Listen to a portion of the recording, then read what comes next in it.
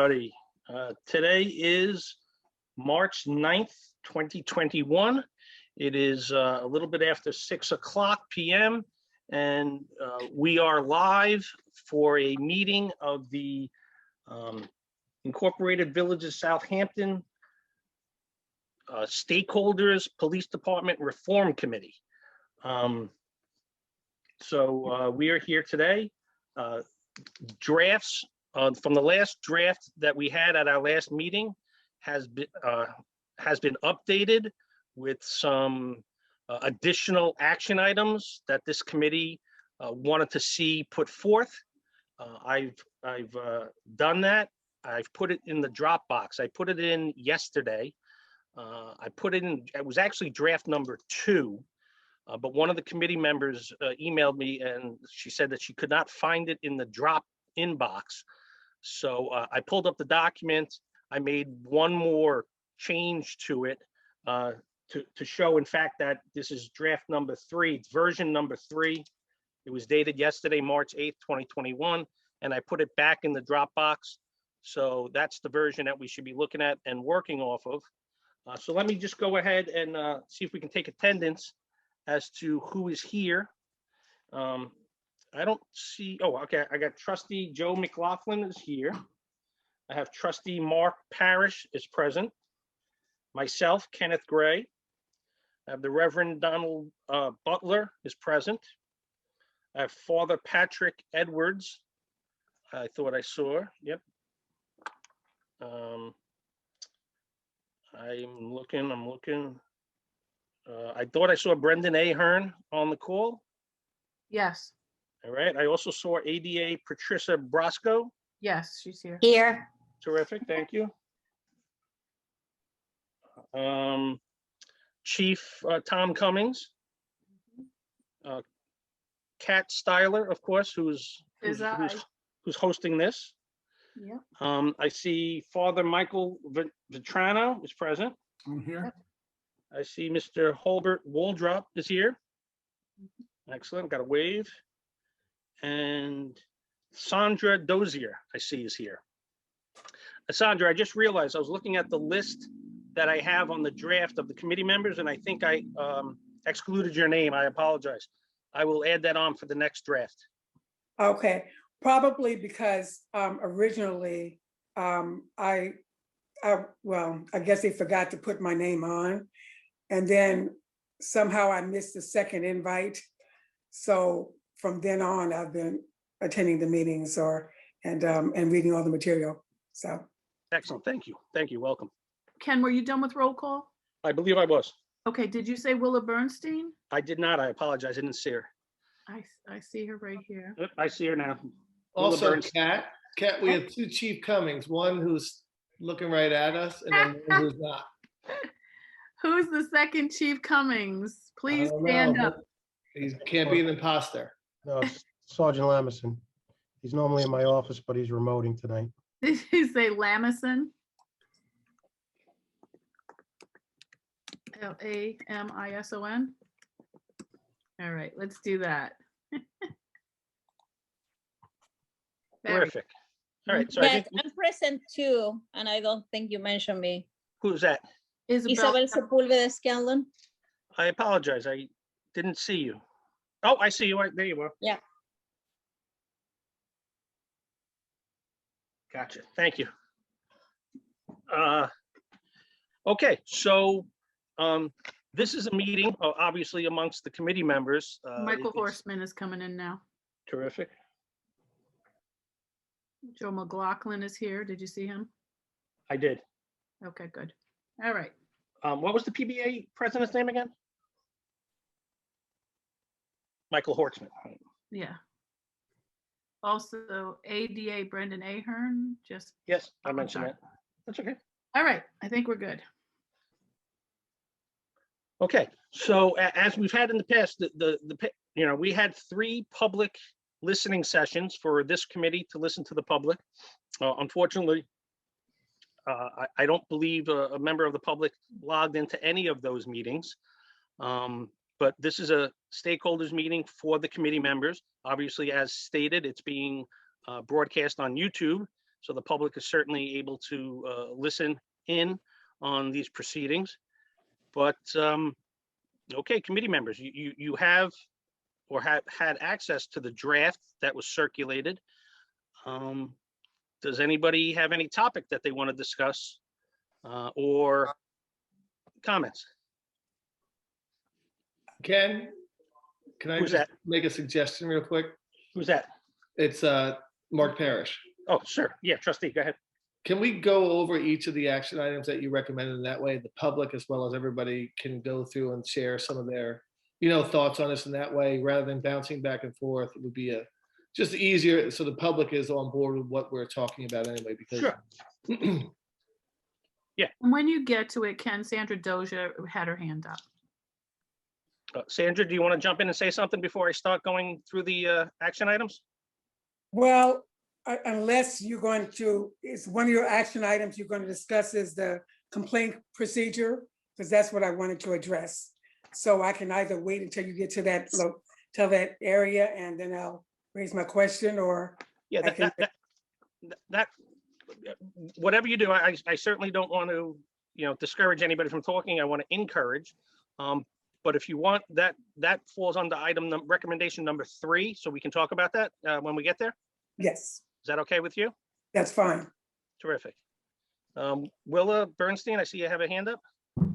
Yeah, I just, having reviewed the amendments, inserts we made from last time, I just personally feel that they're really inadequate. And also it doesn't reflect a collaborative effort here. I don't feel like many of the things that were brought up as suggestions or the things that I wrote, for example, in my, memo, or things that were suggested by the People's Plan that was proposed, somehow didn't find it into the amended thing, which only has, 3 very vague recommendations. So I, felt I needed to start out by saying that, because since we're supposed to sign our names to this, I don't feel that, that the recommendations are getting into the final product here, as well as the fact that the whole preamble, which was written by the police department, has conclusory things that, we didn't really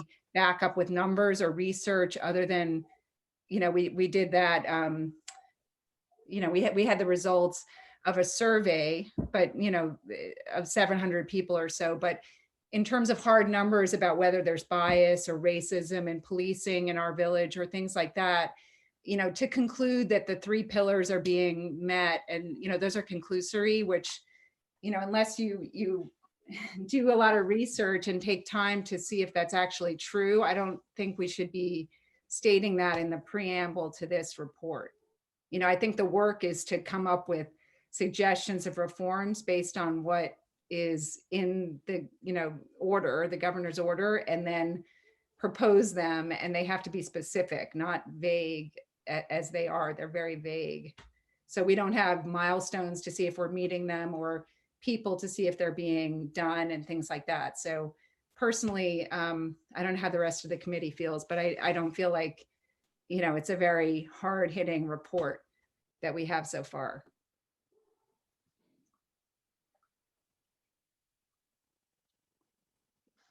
Okay, thank you. Does anybody else have any comments or inputs?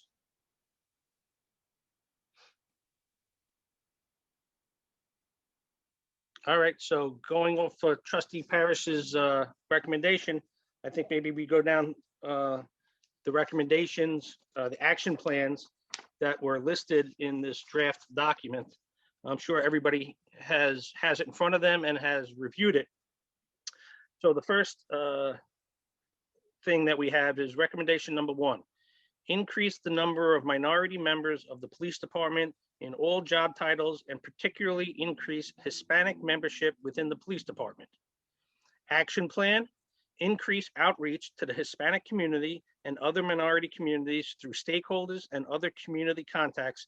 And in order to encourage minority community members to take advantage of employment opportunities that exist within the police department, and then to provide information on how to apply for and be hired for the job openings that are available in the police department. I had a typo there, so I'll take care of that. The new language that was added in this draft then says, the committee recognizes that the village is constrained by New York State civil service law when it comes to hiring, the 1 in 3 rule. The village should work with the Suffolk County Village Officials Association and the New York Conference of Mayors to advocate in Albany to amend legislation so villages have greater flexibility in the hiring process. Does anybody want to discuss that particular recommendation and action plan? Does anybody have any issues? Oops, I see Isabella raising her hand. Yeah, I mean, they talk about Hispanic. I mean, I call myself Latina. It's not only being Latina or Hispanic. You have to really know your culture, understand your culture, because I run into many people who are 2nd or 3rd generation, and it's a complete disconnection with the new generation. So it has to be not only bilingual, but bicultural, and really understand. If you talk to their parents or grandparents, they will connect with the people coming now and, you know, in the last 10, 15 years. But people who have been born and raised here, they already have the mentality they were raised here as an US citizen. So, I mean, you have to be careful because sometimes those people who have been hired as bilingual and Latinos, sometimes they're more harsh than an Anglo person. And it's because they do not connect with that culture where they came from, you know? So, I mean, you have to be careful when you hire the person has to be fully bilingual, fully bicultural. That's it. Okay, well, thank you for your comments. Is there any language that you would suggest that we alter in that recommendation? Well, I mean, when you do the interview, like I'm the community liaison for the Southampton School District. And when they hire me, I mean, I went to like 4 or 5 interviews. Each interview was with 15 people.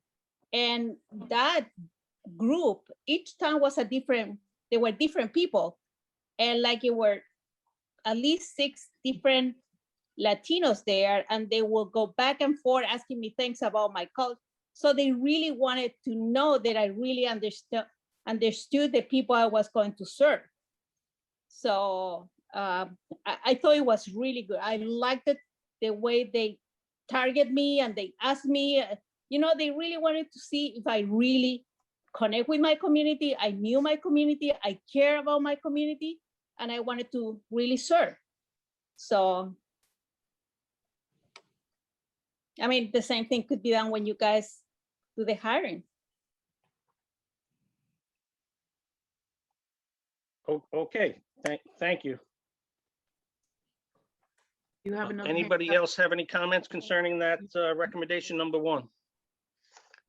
Yeah, I guess I don't understand how the 1 in 3 rule constrains the having more diverse hiring. And also I think women should be included in that, you know, outreach, because we're not a minority, but I don't know how represented we are on the force. Does anyone have statistics about what the village force is in terms of how many women or how many Black people, how many Hispanics, how many, you know, what is the state of the force right now in terms of diversity? Or people of Chief, different sexual orientations, et cetera.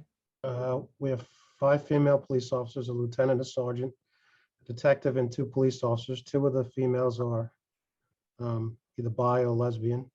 We have 3 African-American police officers, a sergeant and 2 police officers. We have 2 African-American dispatchers, one's a male, one's a female. We have 3 Hispanics. One would probably be not what you would really classify Hispanic, but the one is 1st generation Cuban, the other's 1st generation Puerto Rican. And then in terms of the 1 and 3, I wasn't understanding how that constrains the hiring in terms of diversity goals, and also why the action plan is to ask the legislature to change things. Aren't there things that we could do to make the hiring more diverse? Police officer positions are known as competitive positions, which mean under civil service law, you have to hire off of a list that was compiled based upon a test. So civil service, Suffolk County gives tests for the competitive position of police officer, sergeant, and those tests are scored and rated, and let's say it goes from 100 all the way down to 70. They're graded that way. And let's say the police chief decides, we need to hire 2 police officers. He contacts civil service, asks them for a copy of the list, which is relevant to the village of Southampton because village residents do get a preference. We get that list. So for instance, let's say there's 10 people on that list and the scores go 100, 99, 98, 97, 96, and down the list. The village then canvasses the list, meaning we send letters, let's say to the top 10 people on the list, because we only have one position, let's say one position to hire. We canvass the top 10, send them a letter saying, we're canvassing the list. Please let us know if you are still interested in being considered for a position. We wait for those responses. Anybody who doesn't respond that they're interested gets stricken from our list, our internal list. And these lists usually are good for 4 years. Chief, if I say something that you disagree with, please feel free to jump in. Then what we do is we call the individuals in for interviews. And we interview them. We look at them and say, okay, you're number 1 on the list. You scored a 100. We interview the person. So if in that case, if the top 3 people, the person who got 100, the person who got a 99, and the person who got a 98, regardless of color, national origin, religion, anything like that, if all 3 of them say that, yes, we are interested in the job and we would like to be considered, we have to hire one of those 3. We never get to number 4 because those 3 individuals who scored the top 3, it's the 1 and 3 rule. So if numbers 4 through 10 happen to be of minority origin or whatever the case may be, in that scenario, we never get to them because of New York State civil service law. I see the Reverend has his hand up. Yes, and he's next, and you have another hand up after him. Yes, there is a way around it. If they have a residency requirement, then the residency will take preference over the grade. Well, I spoke on that, and what I had said was that when we get the list, we get the list of first of village residents. If we exhaust that list, that's when we go to the more the expanded list, for lack of a better word.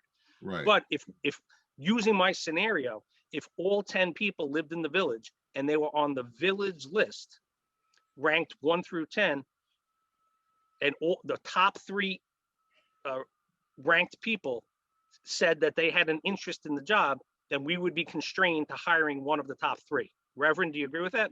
Yes. Yes. Right.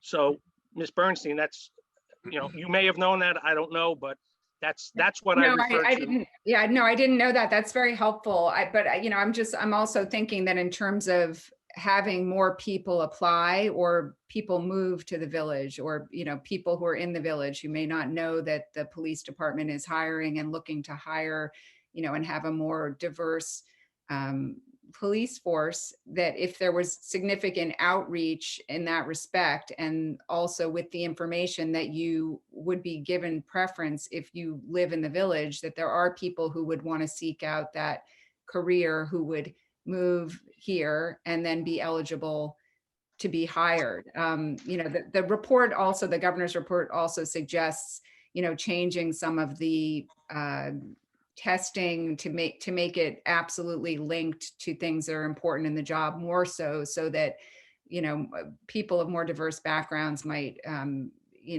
be qualify for those positions. But I think outreach, couldn't we do outreach and have a more diverse group of people applying in the first place? Therefore, those ranked choices on the list would tend to contain, more people, because I'm sure there are people out there that just don't know they have to live in the village, or they have to, what they have to do. Right. Well, I mean, that goes to the first part of the action plan where we talked about encouraging minority community members to take advantage of employment opportunities. That, in my opinion, includes educating individuals and putting information out there that, hey, if you want to get on the list, first you have to take the test. And then second, if you live in the village, you get a priority.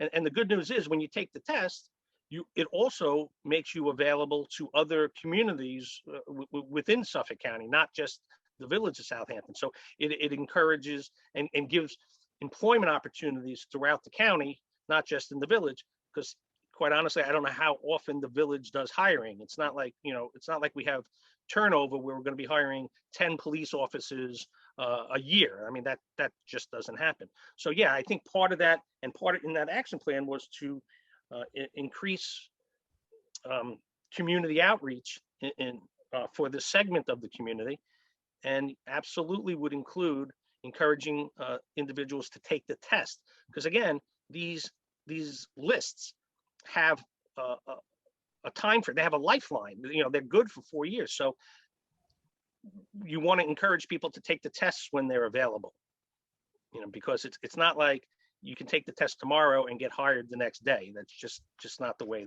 the system works. So does anybody have any other comments? Holbert has been waiting very patiently. Oh, I apologize. I'm not sure if anyone listens to public radio, NPR, because last week they were doing an investigation on the hiring practices of Long Island. And they found out that there are study groups, and the only way you can pass this test is to be involved in one of the study groups where the answers of this test is shared among the applicants, among a small connected group of people who their uncle is a cop, or their father was a cop. And to be a part of that study group, you have to know someone to be a part of it. So the whole system is flawed. There's no kind of outreach is going to help this situation, which is the same thing that New York City was sued for about 10 years ago. The fire department in New York City was sued, and everyone who took the test who was a female or a minority, not only were they given some sort of a settlement, but they were offered a position and a position of in rank of where they would be had they been hired. The whole system is flawed, and I can understand and I admire someone. I think those are the best police officers who are from a family of police officers. I think those are the best. Or someone with a military background. But there are a lot of people who, male and female, minority, who will never have the opportunity because you have to know the right person to be invited to one of these private gatherings where the answers are pretty much given to you. I'm sorry. I don't think the test to become a New York City fireman was all that difficult. I don't think the test to become a Long Island police officer, it's not rocket science. It's not finance. It's not law. So the studies, outreach, the system is flawed itself. That's all. Thank you, sir. I see ADA Ahern has his hand up. He does, and so does Reverend Butler. Reverend, unfortunately. Reverend, do you want to go first, Reverend? No, I spoke, so let ADA Ahern go first, and then I'll go after him. Okay, Okay. thank you, sir. Reverend, you ADA. jumped in before me. I was going to defer to you, but I won't kick it back. Just to comment from some of these discussions I've seen regarding the test, the civil service test for the police test. This is something that committees across Suffolk County have been grappling with. And there's challenges to having residency requirements or not having residency requirements. The problem is a state problem, I think has been the base assessment that I've seen by other groups. And I've seen other groups recommending back to the state that they need to reform the system, which would provide additional latitude to local municipalities to make hiring decisions in a different way than they are now. But that the current system is restrictive, and it's restrictive not just to this jurisdiction, but to jurisdictions across the state. And I've seen that recommendation going up in their plans to say that New York State needs to reform the statewide system, which will give space for the local jurisdictions to take action. Thank you, sir. Reverend Butler. Yes, my question is really directed, not really towards the village of Southampton, but that's what we're dealing with. But I'm getting information that there was I want to know ultimately, how is the hiring done? Is it ultimately the chief's decision to make or recommend, or is it the board's decision to hire, which I believe that's how it normally is, that the chief will make the recommendation, then it goes to the village board and they will decide on that. My question is because it's been brought to my attention that there was a female minority with the village of Southampton that was released for some type of reason, but then someone else was hired afterwards. I just want to know, how is that working? And I'm just getting that information from someone now. How is it ultimately, where do we ultimately get to a police officer being hired and actually becoming not just a probationary police officer, but a police officer? We had a female minority in the Southampton town hired her before we could. So she was a seasonal police officer with us. We had 5 candidates. The town hired the first 3 and we hired the 2 that were remaining. Okay, so she wasn't released from the village. She just got hired prior to. Okay. Thank you, Chief. And any other committee members want to speak on this issue concerning recommendation number 1 and that action plan? All right. And again, this is not my document. This is not the chief's document. So if people want to, change some of the verbiage, feel free to forward it or talk about it now, so that this can be this is the committee's plan.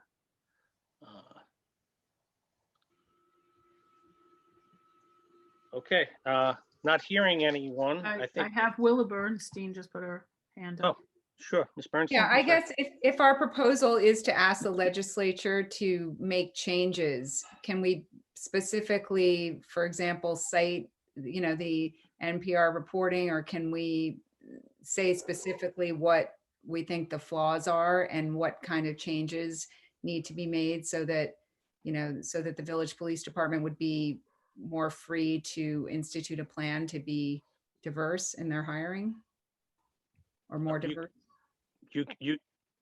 I think the answer is you can certainly suggest, what specific reforms you think are appropriate.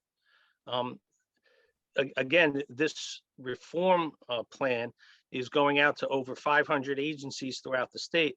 And that's one of the reasons why in the language, I referenced the Suffolk County Village Officials Association and NICOM, the New York Conference of Mayors. Conference of Mayors is a pretty good advocate, lobbying group, for lack of a better word, for villages. And they usually put together a pretty good comprehensive recommendations that they put forth in front of the governor and the legislature. So obviously, this committee is free to put in specific recommendations, but you got to remember that I believe that the governor and the legislature will be looking at because when they make a change, they're not going to make a change specific to the village of Southampton, in my opinion.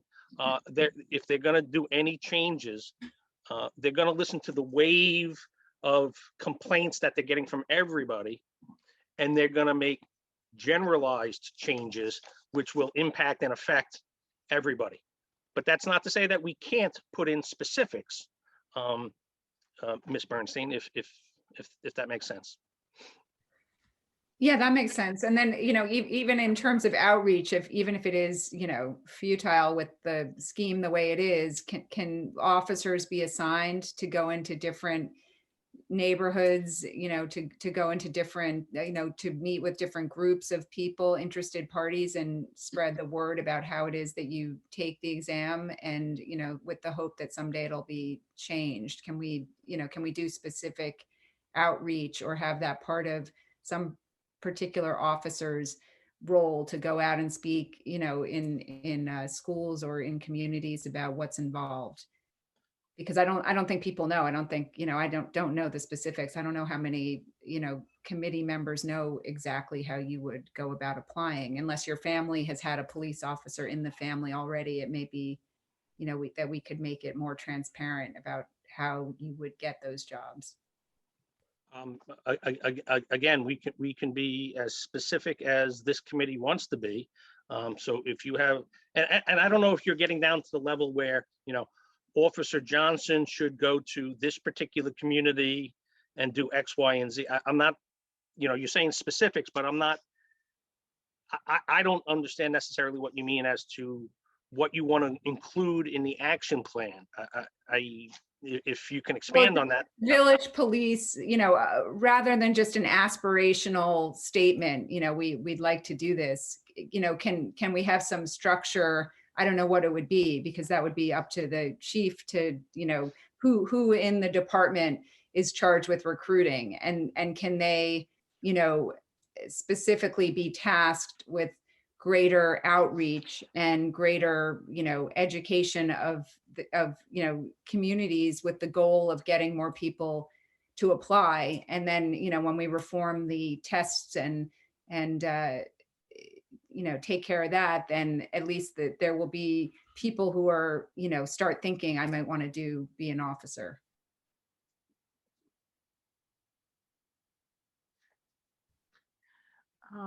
Reverend Vetrano?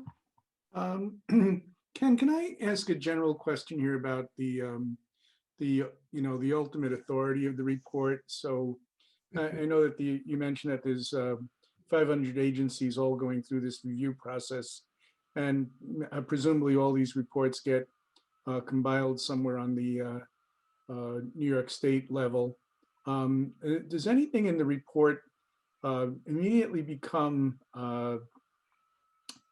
itself a mandate to to any agency, to the police department, to village government, to, I mean, just for example, with the question at hand here, so, maybe recruiting and study groups for police exams would be a great idea, but does this group in recommending that actually have any, so to speak, authority to say, well, now that's something that the government will have to find a way to do, the police department, or maybe some other social agency in town or something like that? I mean, how is this, I think just in terms of like formulating recommendations, it's good to know where, where they're going.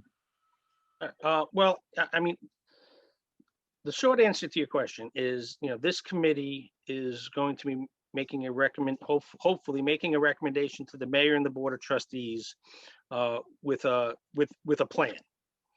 It is then, the reporting issue is the village then simply sends a copy of the plan to the governor's office, and we do that by April 1st, and that satisfies the governor's mandate for us to submit a plan. Okay. It is then up to the mayor and the board of trustees to implement that plan.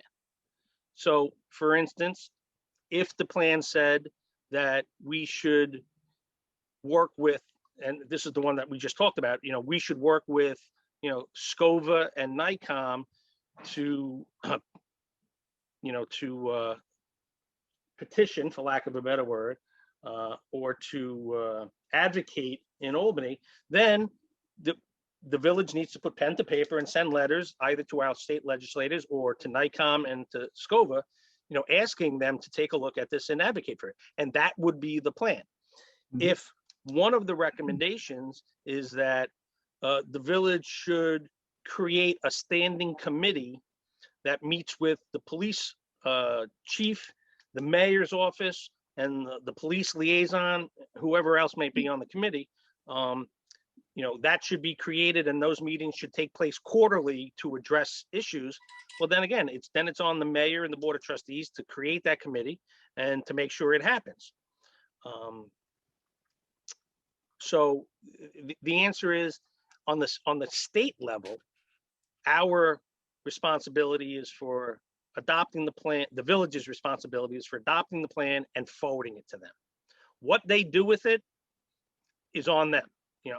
I can't speak for the governor's office on what they're going to do with the plan, but whatever action item is in the plan for something that is in our control and something that we, the village, is responsible for doing, then that's up to the mayor and the board of trustees to make sure it gets implemented.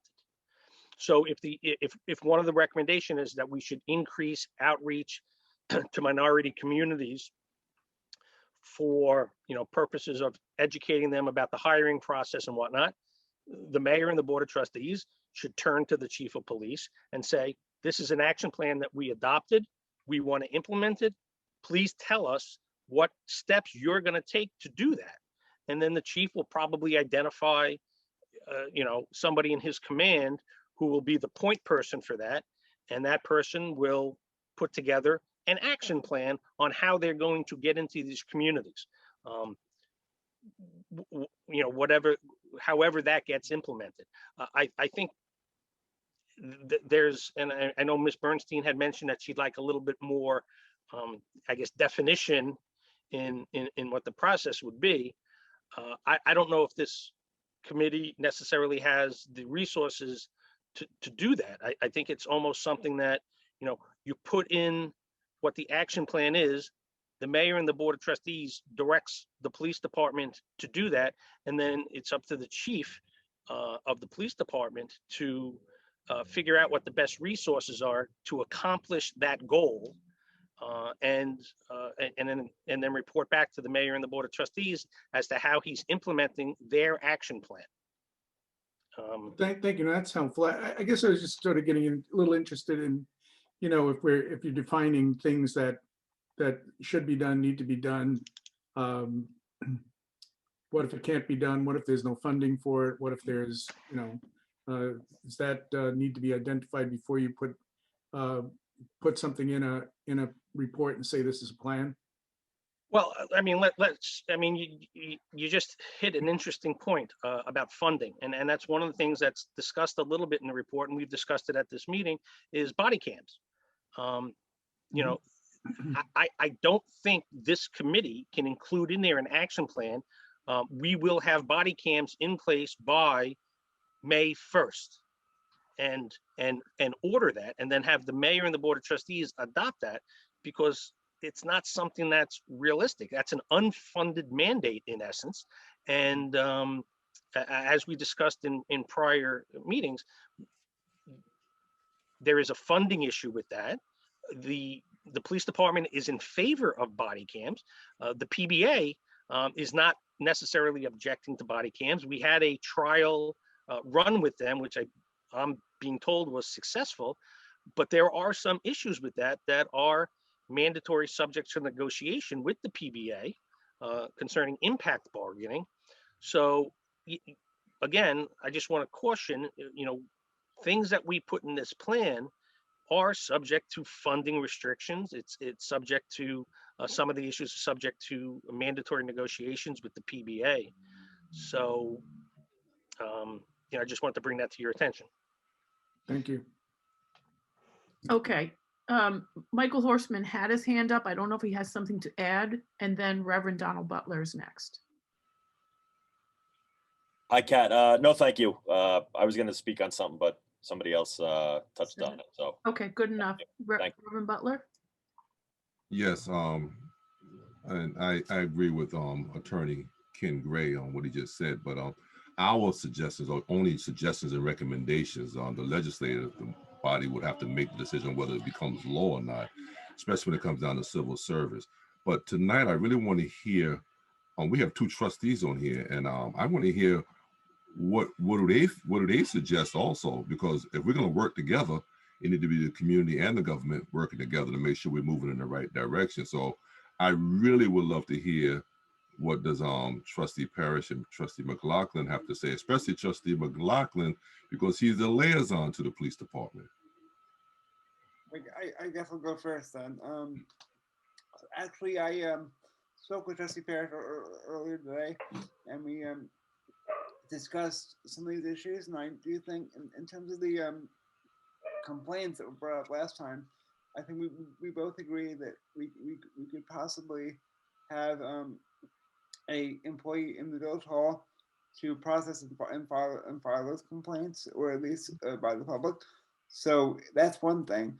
In terms of, I would be happy to take any recommendations that this committee comes up with, and I'd be happy to sit down with the chief and his lieutenants to see which ones are applicable right away. I think we should maybe this group can post April 1st. We can number them 1 to 10 in terms of severity as to the need for them. So I think there are several ideas there, but I think maybe Trustee Parrish would like to pick up on that a little bit, because he also was a trustee for a year longer than I've been. So I can let him speak on some other stuff as well. Sure. So Reverend Butler, I'm going to go back to that conversation we had back on the 23rd, and you brought up some really good points. And I did speak to Trustee McLaughlin over the last few days and spoke about some of the things that you had said, as well as one of the things that you mentioned before about some of the action plans. Relationship with school students, that's one thing that the department is doing, and they are doing a good job of it. I think that's important for the future of recruiting. And there are, and you mentioned some examples in the conversation we had about that relationship starting at those ages where generally they can be tepid, that you can build on that, and that will then, that's outreach in itself. So that is one of the things you think about and that thought about and mentioned, and that is one thing that is being implemented. And we can also always go farther with that, because those are the future. That's our future community that we're looking at. And we do have a very good diverse community in that school district. So that's where we can hit the outreach also. Secondly, the explaining the process of hiring, which, I think tonight we got a good read on it from the chief, as well as, the ADA.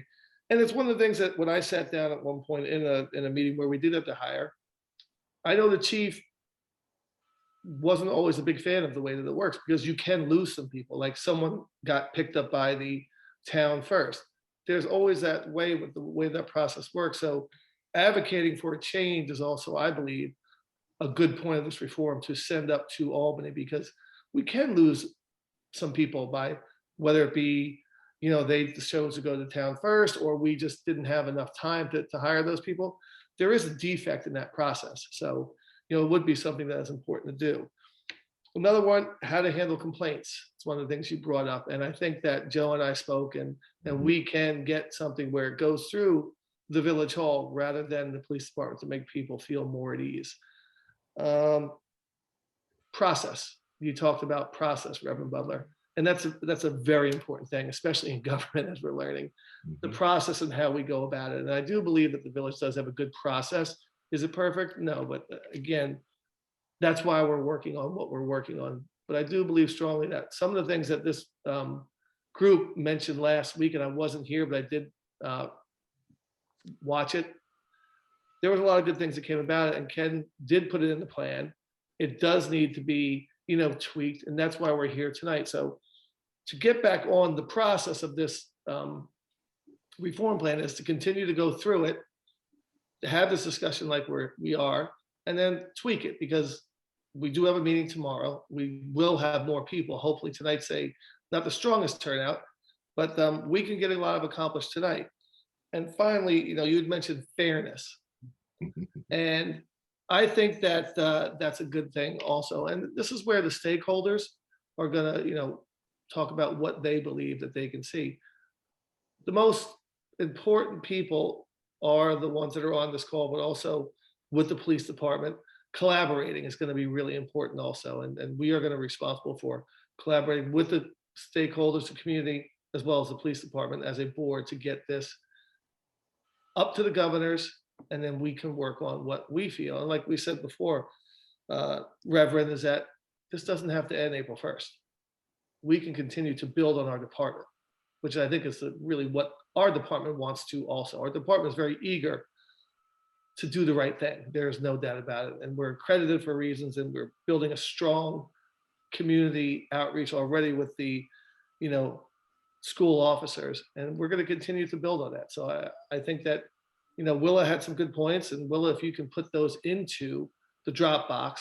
And I think it gets hard because we're trying to figure out what we can take and put down, but I think Ken has made it clear that, if you can drop those in and he can put those into the Dropbox and format and plan, that's really helpful, because I don't want to sit there and say, oh, well, I think she meant this.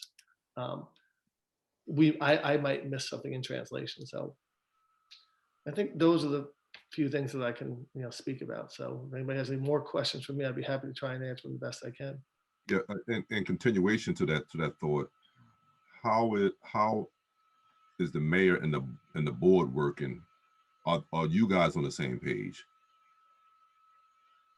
I think we are.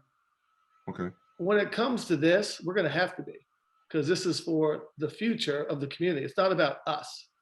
It's about the future of the community. So we got to take ourselves and our differences, if we have them on certain things about this, and make it sure, because this is going to extend beyond us. And that's what's really important. I think we're looking for building a strong department for the community for the future. Okay.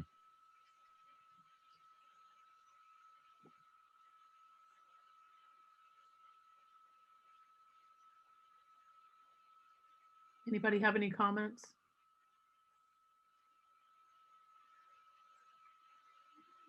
Okay. All right. In the, just so everyone knows, in the chat room, there was a comment from Pastor Ventrano. He says, thank you. I have a parish event that need to be excused. See you tomorrow. Okay. Mark Parrish. No, did I raise my hand or something? Okay, I got it. We're No, good. sorry about that. I was going to say thank you, Reverend Petrano.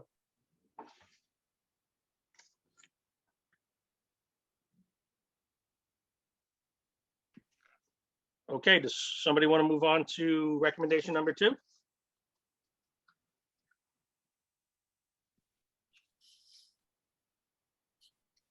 Why don't you go ahead and just read it, Ken, and then we can start commenting on that. I think it's a good way to get Okay. some activity going. Recommendation number 2 says, increase engagement with all minority communities within the village. Action plan, develop formal programs within the police department with community and stakeholder feedback that will increase community engagement between the police department and all minority communities within the village.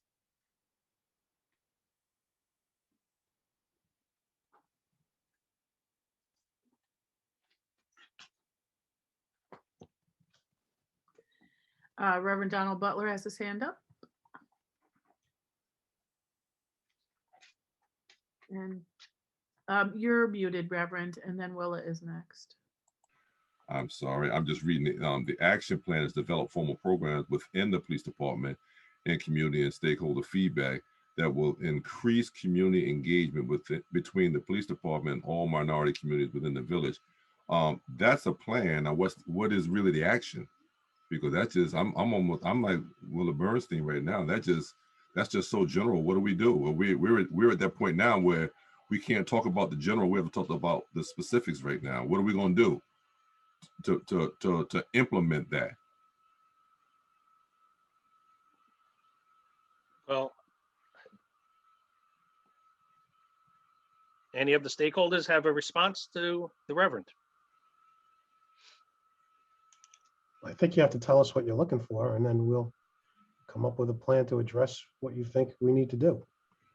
Well, one of the things it says to develop formal programs, all right, to meet the community's need. Right off the top, and it's not just because I'm in a church, but I think we ought to have programs where we reach out to the people and not just the African American churches, but all the churches, really, those in the community. I don't know how many churches there are in the community, but we need to reach out to those persons.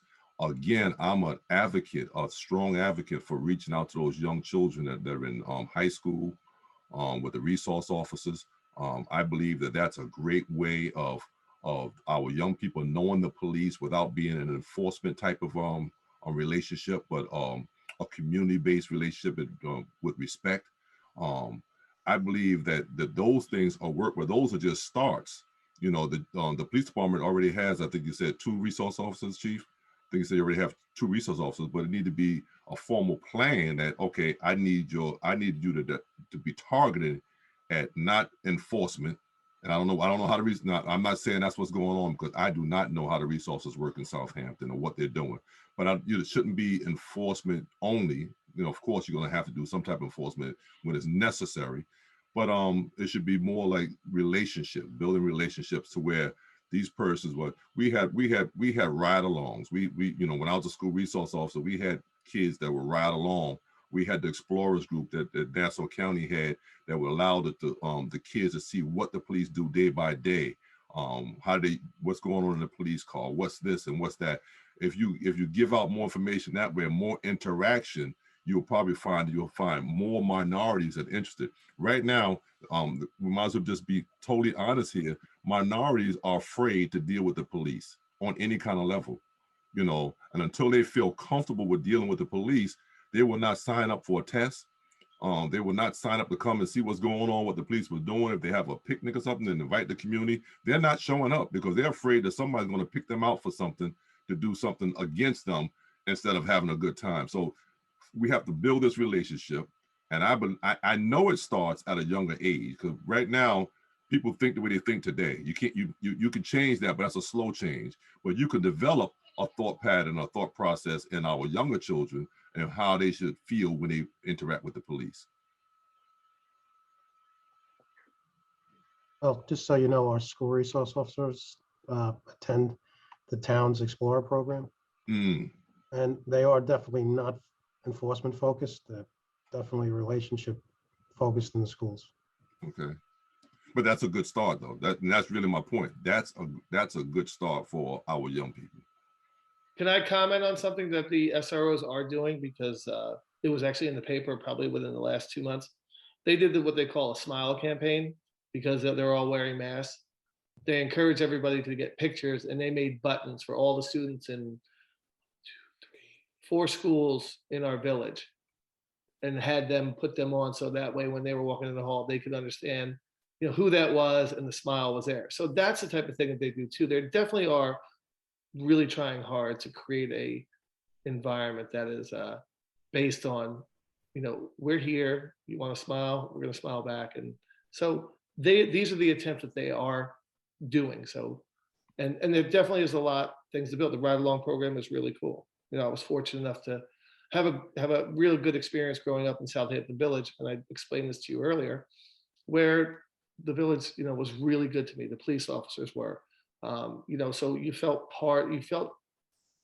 that they were always there to not always help you, but if you were being a little bit silly, they were always there to talk to you through it too. So, there is a lot to improve on, but they are definitely, the SROs are doing a good job through all the schools. Trustee Parrish, I think that goes with Mr. Waldrop was talking about, that if you don't have a relationship with a police officer or come from a police family, that you don't have that access. And I think that's what he was talking about earlier, that, they have to make it where the access is extended to persons other than our family. Now, my family members know about police because of me. And then I came to Southampton almost 15 years ago, and I shared that same experience with my members at Community Baptist Church. But that's not the norm. And so I think we need to make it to where everyone feels comfortable with the police, and everyone has access to the police, and everyone feels comfortable with being around the police. I'm sure you can. And listen, I'm retired police, and I even hate to say it, but people are not comfortable around the police.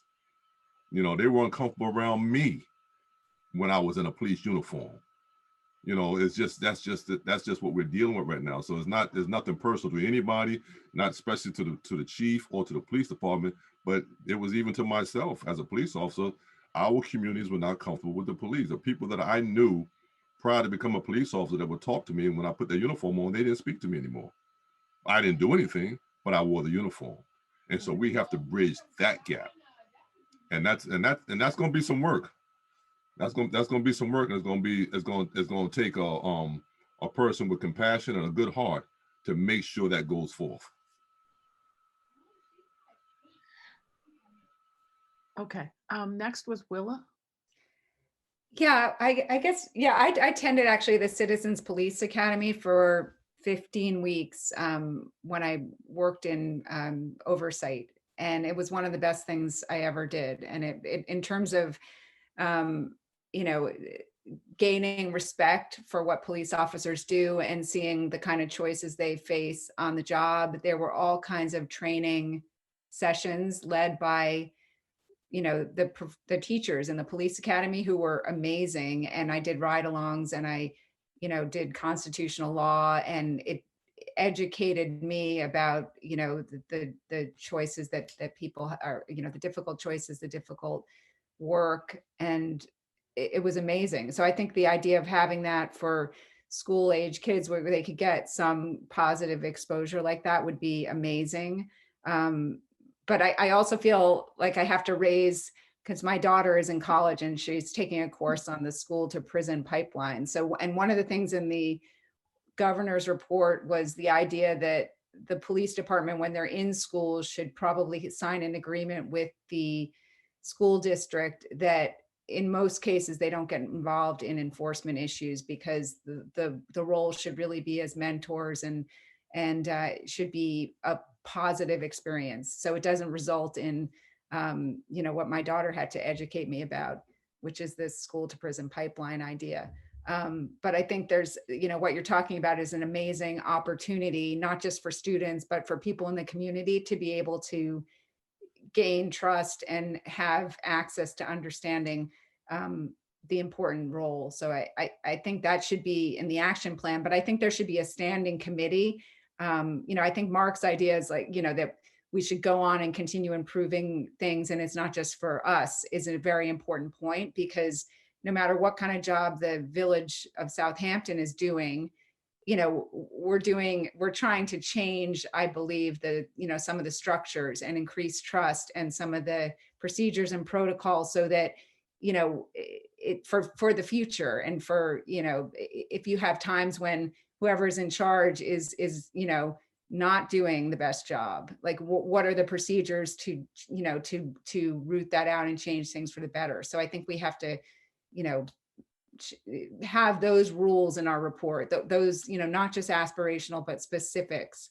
And we should have a standing committee that meets with the police department, and it should be diverse and maybe, you know, chosen by the trustees and the mayor, and include, you know, a smaller group of stakeholders, so that there can be engagement and conversation and feedback, and then hopefully lead to, you know, change, even when we don't have this, you know, governor's order that we have to respond to, because we know everyone was led to this moment by a lot of things that are going on in the country, and it shouldn't just be this moment. We should take this moment to put something in place so that we actually have, you know, change over time. That's my opinion. Thank you, Willa. Mr. Waldrop, you're next. We're not making very fast progress, but I'll be as fast as possible. I have a comment and a question. The first is the comment. I would really feel bad for a young child, male, female, minority, to give them the aspiration of being a fireman or a policeman when there is a structure of a good old boy structure in the hiring practice. I mean, it's like the poem, "A Dream Deferred." I would hate to give someone the goal, a little kid, to say, "I want to be a policeman," just like the guy who came to the school today, when there's no chance at all, or minute chance of that happening. But then my comment, my question would be, do the police officers have business cards that with a number that we can leave a voicemail or a contact? Because I think that was a recommendation with New York City policemen, or perhaps it was another city where they've had problems where if an officer does a stop and it volunteers a personal business card that goes to the office, to the police department. So maybe the chief can answer that. Yeah, they have business cards. We give them to, they have generic and they have personal business cards. And Chief, correct me if I'm wrong.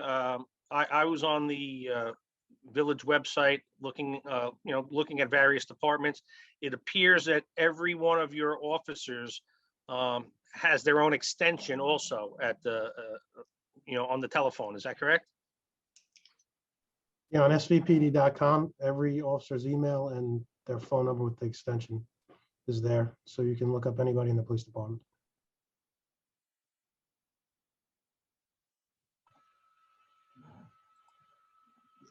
And that's not normal. I mean, I come from a police department. I have my own number unless when I made detective and I got an office. So that's one big thing that, they all have their own personal numbers. So that's a plus, Chief. Perfect.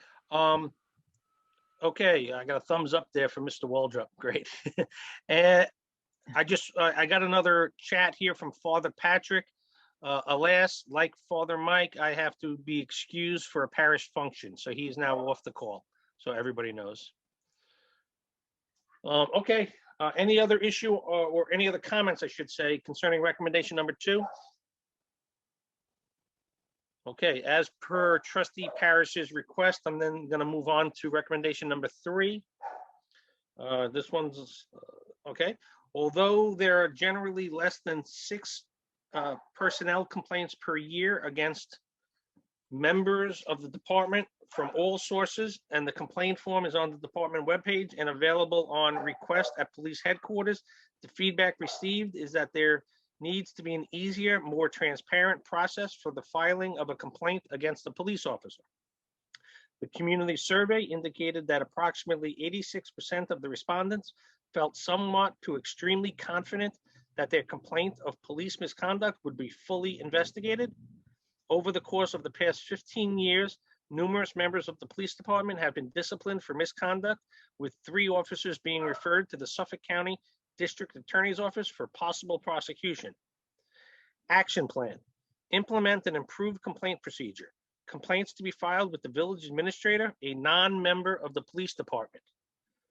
New language that was added in the most recent draft says, to improve communication between the PD and the village officials, it is recommended that the chief of police issue monthly reports to the mayor and the board of trustees on any discipline imposed on police department personnel. As previously put in, included in the first draft, it goes on, introduce a body-worn camera BWC program for all officers in regular contact with the public to increase community confidence that their complaints will be fully investigated and that the appropriate action related to any misconduct will be taken. The police department conducted a body-worn camera pilot project in 2019 and would be ready to move forward with a BWC program as soon as the funding and several other minor logistical issues were resolved. The software required to be implemented, the BWC, is in the current police department budget request for the 21-22 budget year. That's recommendation number 3 and action plan number 3. Anybody want to discuss or have comments? I see Sandra. Well, I want to piggyback on the second. I just wanted to say about what Mark Parrish said. The police department has a very good presence in elementary school. And the police department, as far as I am concerned, has been really very good and connecting to people. Like a police officer brought my dog home the other day, which is very nice of him. But my question is this. This has not to do with a complaint about police, but a question about procedure. And this is about civilians. So am I in order to ask that question to Chief Cummings? Yes, I mean, certainly. Okay. Speak, so speak my- freely. That's what we're here for, please. Okay, so my question is, what is the procedure for a civilian complaining about a neighbor? Well, you just call the police department and, you know, depending on the nature of your complaint, you may get a police officer. Or if it's a, you know, ordinance violation, you may get our ordinance inspector, but any complaint you want to have, we'll certainly come and address it to the best we can. Does the police ask for their name and their phone number of the person who's complaining? I mean, we're going to ask, but you don't have to give it to us. We'll look at it anyway. Okay, what's the noise ordinance in the village of Southampton? My understanding is 11 o'clock, correct? Well, there's really two aspects. One is a decibel meter investigation, which is really complicated, which is really pretty difficult to do. And the other one is basically called peace and good order. So if your neighbor is conducting some activity that is disturbing you, you should call us and we'll at least come and, you know, it may or may not be a violation, but we want to address your concern and perhaps we can just resolve the situation right then and there. Okay, so then I can share an experience. We had my granddaughter's graduation party. Prior to that time, we posted flyers in all the neighbors' boxes. We had no alcohol, no drugs. We had everybody on the property. I thought the noise ordinance was 11 p.m. At around 9 o'clock, we had police come to the property to check it out. So my children invited them to the party, a graduation party. And then another car came with 2 more police, another car came. So where I live, there were 3 cars in surrounding the property, and I had invited village officials and they didn't come because they thought we had an issue at my home. This was around 9:30. And then 10 o'clock, they were still complaining. And so the party ended at 10:59, graduation party. So this is the summer. So I'm wondering, each time someone complains, the police go out again? They do? Okay, so then all summer, 2 houses in this area have parties. They rent their homes and the people party all night. And so my neighbor and I decided to call the police department to see if anybody was going to respond. And I don't know if they did a drive-by, but they didn't park there. And finally, once a fight broke out, that's when they came back to address it. So this was 2:30 in the morning. So I guess 11 o'clock is not the noise ordinance. No, I guess that's not the time. the decibels change, but there are things like outdoor speakers that are illegal, things like that. What you need to do on any of these village code complaints, you need to tell them that you're willing to sign a complaint and that you want to be interviewed, and the police officer will come see you or your neighbor, whoever wants to make the complaint, and then they'll take action based on your complaint. And you don't have to sign a complaint, but at least say you want to be interviewed so that they know exactly what's going on and they can take the appropriate action. And if they don't, you can call me and I'll make sure that that gets addressed. So as many times as a neighbor calls, that's as many times as the police come. That's how it's supposed to work. Okay, I mean, I'll give you an example. I had an issue probably about 7, 8 years ago with one of the bars over by Elm Street. And the the police officer, went and saw the person that complained, then really didn't handle the call. I mean, they kind of blew it off, and the person came in to complain to me about it. And they knew which police officer it was, and I dealt with the situation, and I gave them my personal phone number, and I was like, this happens again, call me, and I'll make sure it gets settled, because the last thing a PO wants at 1 o'clock in the morning is the chief calling saying, why didn't you do your job? Okay. And it really shouldn't be that we have to call the chief. I mean, the chief, listen, last person I want to call is you for a situation. I'm serious. I mean, the chief has so much to do. You're the last person I want to call to say, listen, I have a problem with a noise complaint. Listen, and Sister Sandra Doja, I understand that, but sometimes police work is they use selective enforcement also. So keep that in mind. There's selective enforcement, and it all depends on the individual police officer. So that goes to mind also. Some police officers are pretty much laid back. That's not their issue. They have other issues, so they deal with it in that manner as well. But and there's got to be some type of rule where it applies to everybody, because that seems to be where the police officer makes the decision on whether, if there's a noise ordinance that starts at 11, I think that's what you were saying, Sandra Doja, that at 11 o'clock, all music must be off. Or... That's what my understanding was, that in the village, the 40 years I've been here, my understanding is, I didn't read it anywhere, but that at 11 o'clock, everything is shut off. And so Reverend and Sandra, actually, Michael Horseman has his hand up. Maybe he can answer some questions. Okay. You think? Let's find out. Michael? Yes, it was not relating to Ms. Dozier. I just had a comment on recommendation Okay, 3 that I wanted to speak about, but I'll wait till Ms. Dozier is finished. That's the only reason why I had it up. Sorry for the interruption then.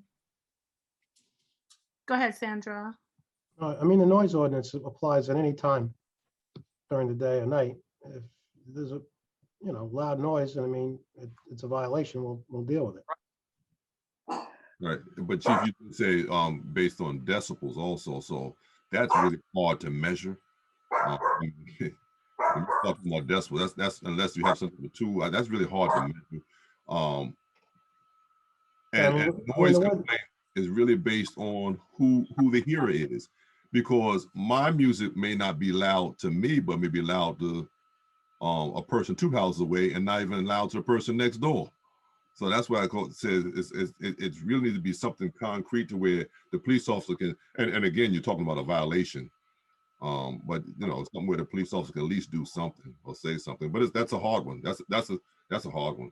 Basically, if the noise can be heard 50 feet from your property line into your property, it's a violation. Okay. So that's rather than the parties that's carried on at that house the entire summer, I'm surprised you can't hear them at the police department. I'm just saying. Yeah, this was a COVID year, and we were trying not to interact with. Oh, no, it wasn't this year. Okay. It wasn't this year. But this was an opportunity for me to share the experience and just to get an understanding as to what protocol is, because we executed our right as neighbors to call and complain as well. And cars were parked in no parking areas. And we didn't do ours in that fashion. So I was just curious, but it had nothing to do with the COVID year. No, you got to call and say you want to be interviewed so that the police officer knows it's a serious complaint. They should do it anyway, but as Reverend Butler said, can't control every cop at every moment of the day. So, we would hope they would do what you need them to do.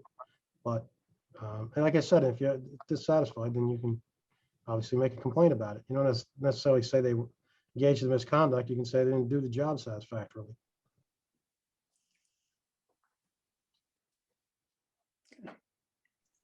Thank you. Okay, I think Anybody, I think Mr. Hortzman had a comment on recommendation number 3. Yes, thank you, Mr. Gray. I just wanted to discuss a few things. I know it's been mentioned here with the body cameras and in the past civilian review boards. And maybe I'm jumping ahead because I think in recommendation 4, there's some other stuff with training.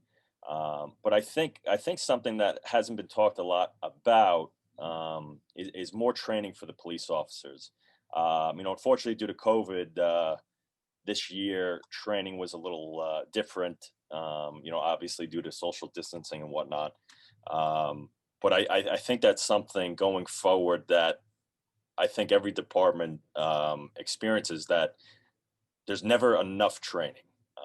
We're going out there to do police work, and we continue to need a lot of training to the best that we can. Hopefully with the times moving forward, and hopefully some COVID restrictions settling down, we'll be able to continue a little more training. But that's something I think that really needs to play a part. Again, I keep hearing, body cameras and stuff like that, but you're sending police officers out to police the communities, but they also need to be trained. Some of the training you won't receive since the police academy from when you first started. I think there's something that, would be beneficial to all the officers in this community and other communities going forward.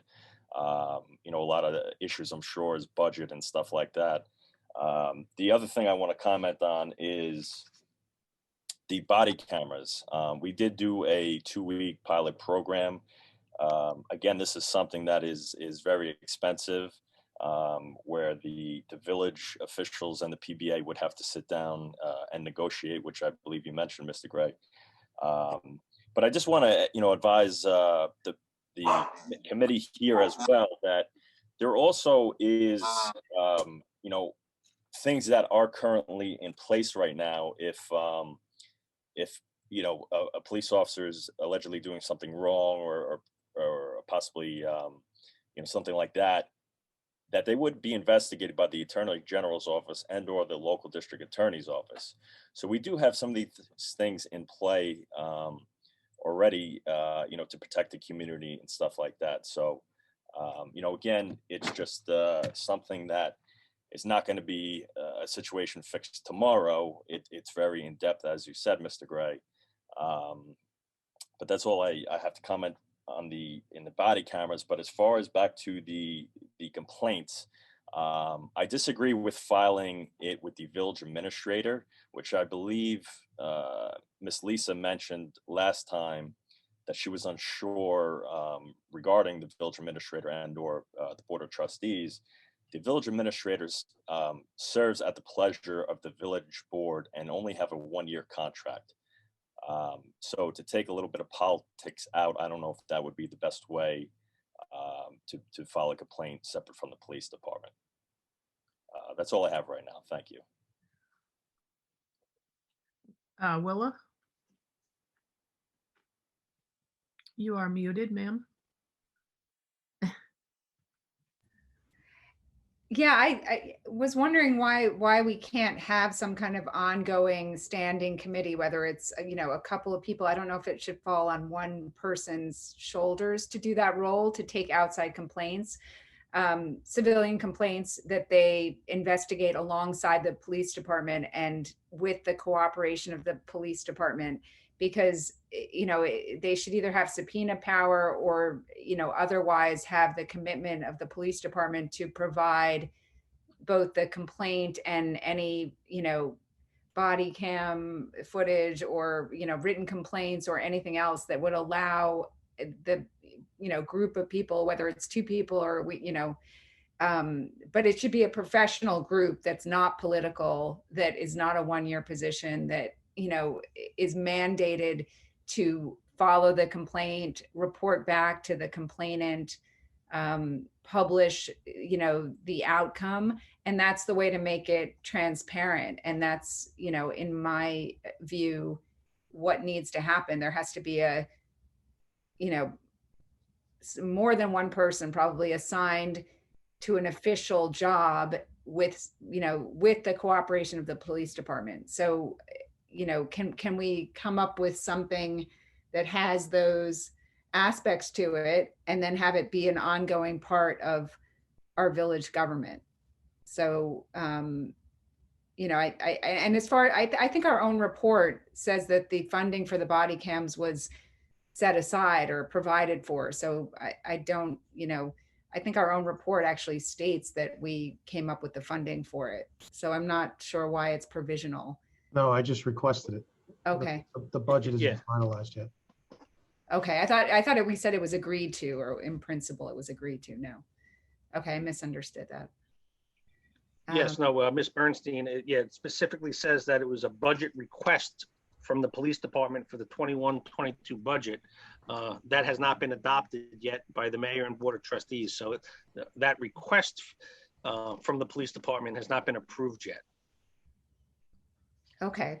Well, you know, in terms of civilian oversight, you can't have it unless we have the police department agreeing to cooperate with such a thing. So, you know, we could talk about whatever, but, you know, in order to be able to investigate, they need the cooperation and the documents and the access and the, you know, to be able to follow a complaint. And it seems to me really basic that you have to be able to, as we started out talking about, complain to someone else other than the person or entity you're complaining about, in order to have a sense of trust that it's, you know, being fully investigated and it's important. And can we have a standing committee that goes beyond, that doesn't meet as regularly as we meet and, you know, at length, and I'm sorry I'm so wordy, but can we have something that, you know, a group that meets, a stakeholders group that's a mini one that meets once a month, or, you know, and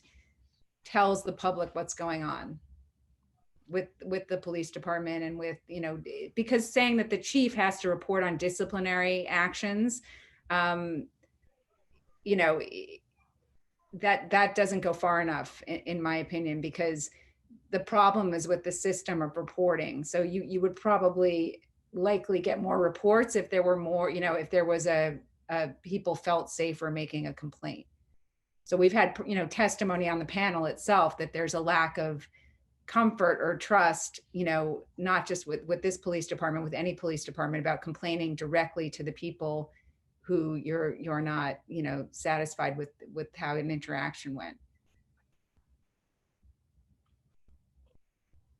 Okay, and Trustee Parrish, do you want me to respond to that, or you have your hand up, it looks like? Yeah, I just wanted to make a comment, something. We do have an ethics board, the village does, that was put in place within the last few years, that could also be something that could be looked at as, obviously it's for any village employee, and that encompasses the police department.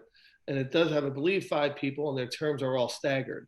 So it's not that where it's an administrator. It was a good point by Willa and, you know, the PBA head. So that could be something that this could be a recommendation also, and then we could work through the village to see if that's a possibility. So I just wanted to make you all aware that we do have an ethics board that is of people from the outside.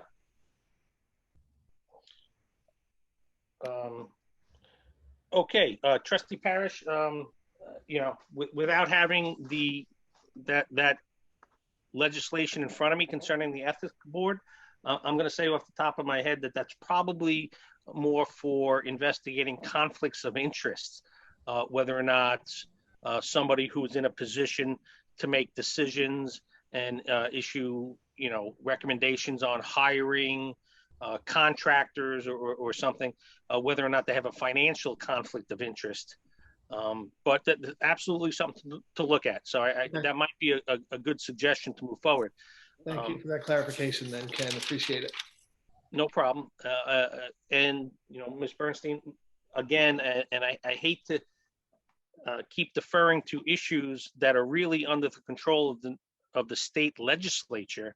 The whole issue of the reporting and discipline concerning police officers, again, we built into the recommendation that the complaints can be filed with a non-member of the police department, and somebody had suggested the village administrator, and that's why I put it into the plan. The issue of developing a civilian complaint review board is in direct conflict with the statutory configuration of New York State village law and public officers law. So again, I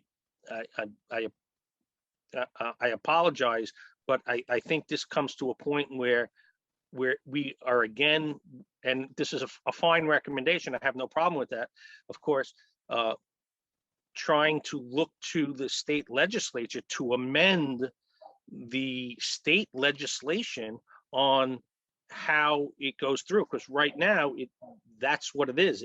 It doesn't go to a civilian complaint review board. The complaints come in, and the chief has already mentioned, and it's detailed in the report, that if it gets to a point where he believes it to be appropriate, it gets referred over to the Suffolk County District Attorney's Office. So I don't believe the village is in a position to create a civilian complaint board that will independently investigate these, any complaints with subpoena power, as you suggest. So that's just my comment there.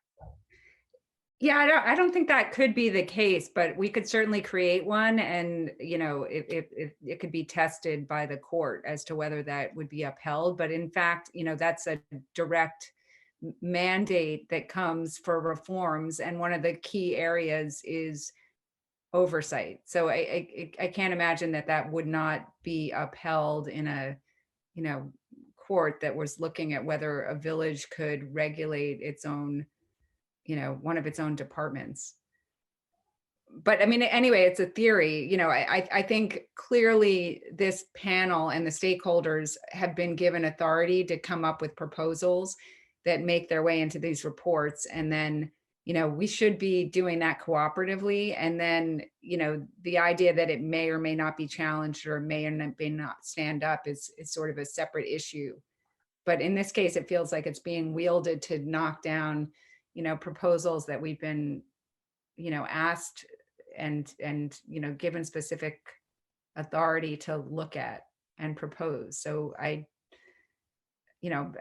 correct me if I'm alone in this, and maybe I'm alone in this, but I personally, based on my own experience, looking at these questions and sitting down with investigators and, looking at how complaints are handled, I came away personally thinking I wouldn't feel very confident making my own complaint if, God forbid I ever had to. So I feel like that's kind of a central, order of the day in terms of the business of any panel to create trust in the community. That's my personal experience. That's my feeling about it. But I don't think, I feel like we're raising a lot of theoretical legal obstacles when we should just be, proposing things that would improve the public trust and the system and the strength of our own police department, because it would be making us in line with the rest of the, reforms that are going on in the country, which would strengthen how our department is perceived.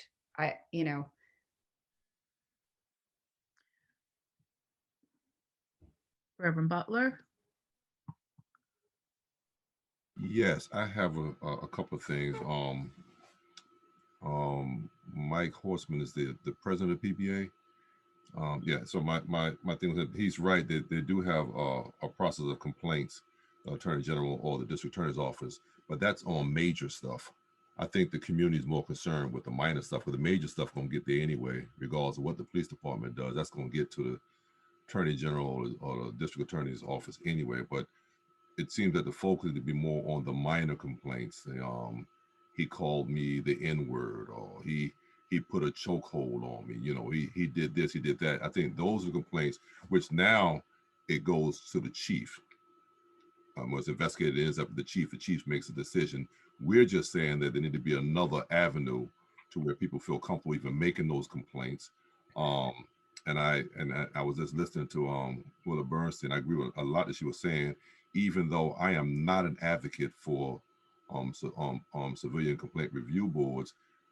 the only, I mean, I think we need one, but I'm not a real advocate for it because, you know, a lot of people, when you start putting civilians on a police, a civilian complaint review board, what you get is people making decisions not based on the law, but based on how they're feeling. I'm afraid of that. There's certain things that a police officer can do and cannot do that someone with some type of law enforcement experience need to know, or even attorney, but it just can't be just any and everybody. It's got to have someone who knows police procedures and policies also. And that wasn't a plug for me. That was just a statement to be made because it's really dangerous when you put someone in there making decisions on police officers who actually did everything by the book. Now the way things are set up now, some things by the book may not be what you think is right, but it is. You know, air fresheners hanging from your mirror, you know, little stuff like that, obstructing views. And people, they'll argue with you. And I've always tried to explain to people, do not argue with the police on the street. Please do not do that. You know, take it to the administration, do it that way, because you don't really know what the law is. And by being in law enforcement, ex-law enforcement, there's certain things that police officers know that the community does not know. And then the community complained that the police officer did this only because, but it was really, could be something different. So I think we gotta be careful with that. The other thing was the chief did bring up about the body cameras, but he said they were old, if you remember. He said they were old and they were outdated and the prices have changed drastically. So that's another issue that the police department is having as far as the funding with the body cameras. I remember that specifically because he was talking about the Motorola's and updating it. And then the first time was at one cost, but now here we are a year or two later, it's a different cost, and we all know how that works. And then when Trustee Mark Parrish said about and I think Attorney Ken Gray addressed it though, but the ethics board, I'm saying an ethics board, who is that? Who's on the ethics board, and how are we to know the ethics board, and what do they do, and what is their authority, and can their authority be extended to civilian complaints? Complaints. So those were my thoughts.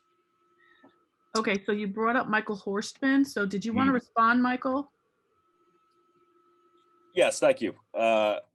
Reverend, you brought a good point with the ethics board. To my knowledge, the ethics committee and all other committees are appointed by the mayor's office.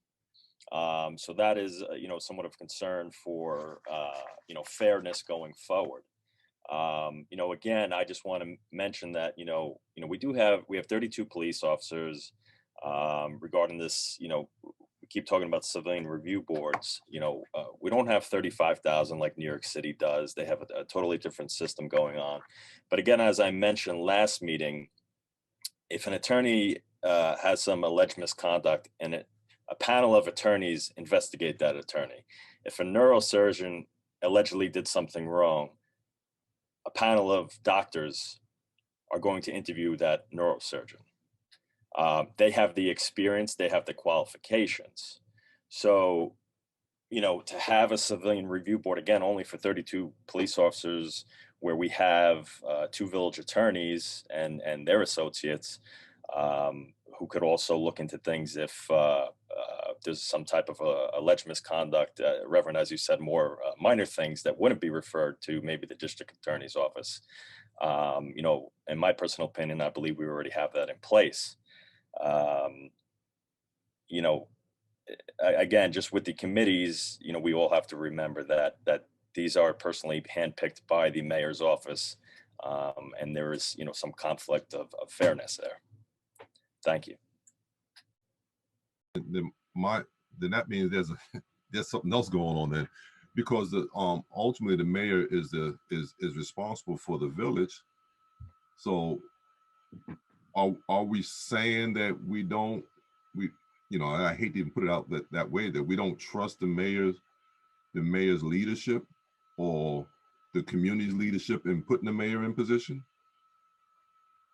And it's almost like, if the chief is going to be the chief, then I'm a sole supporter. Let him be the chief. If the mayor is going to be the mayor, then let the mayor be the mayor.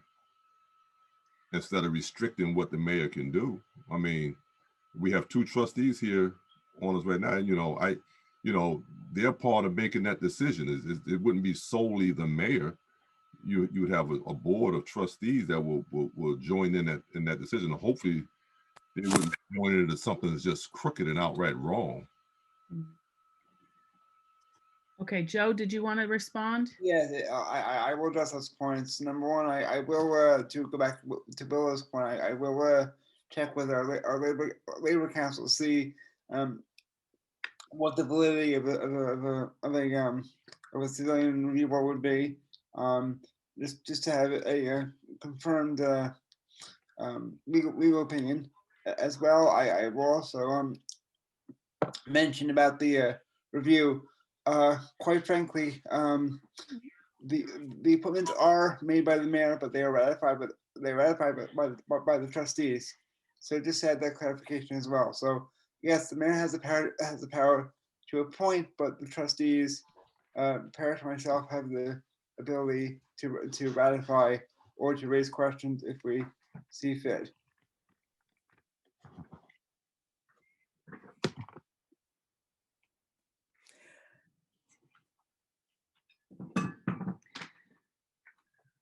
I don't know how to do this thing.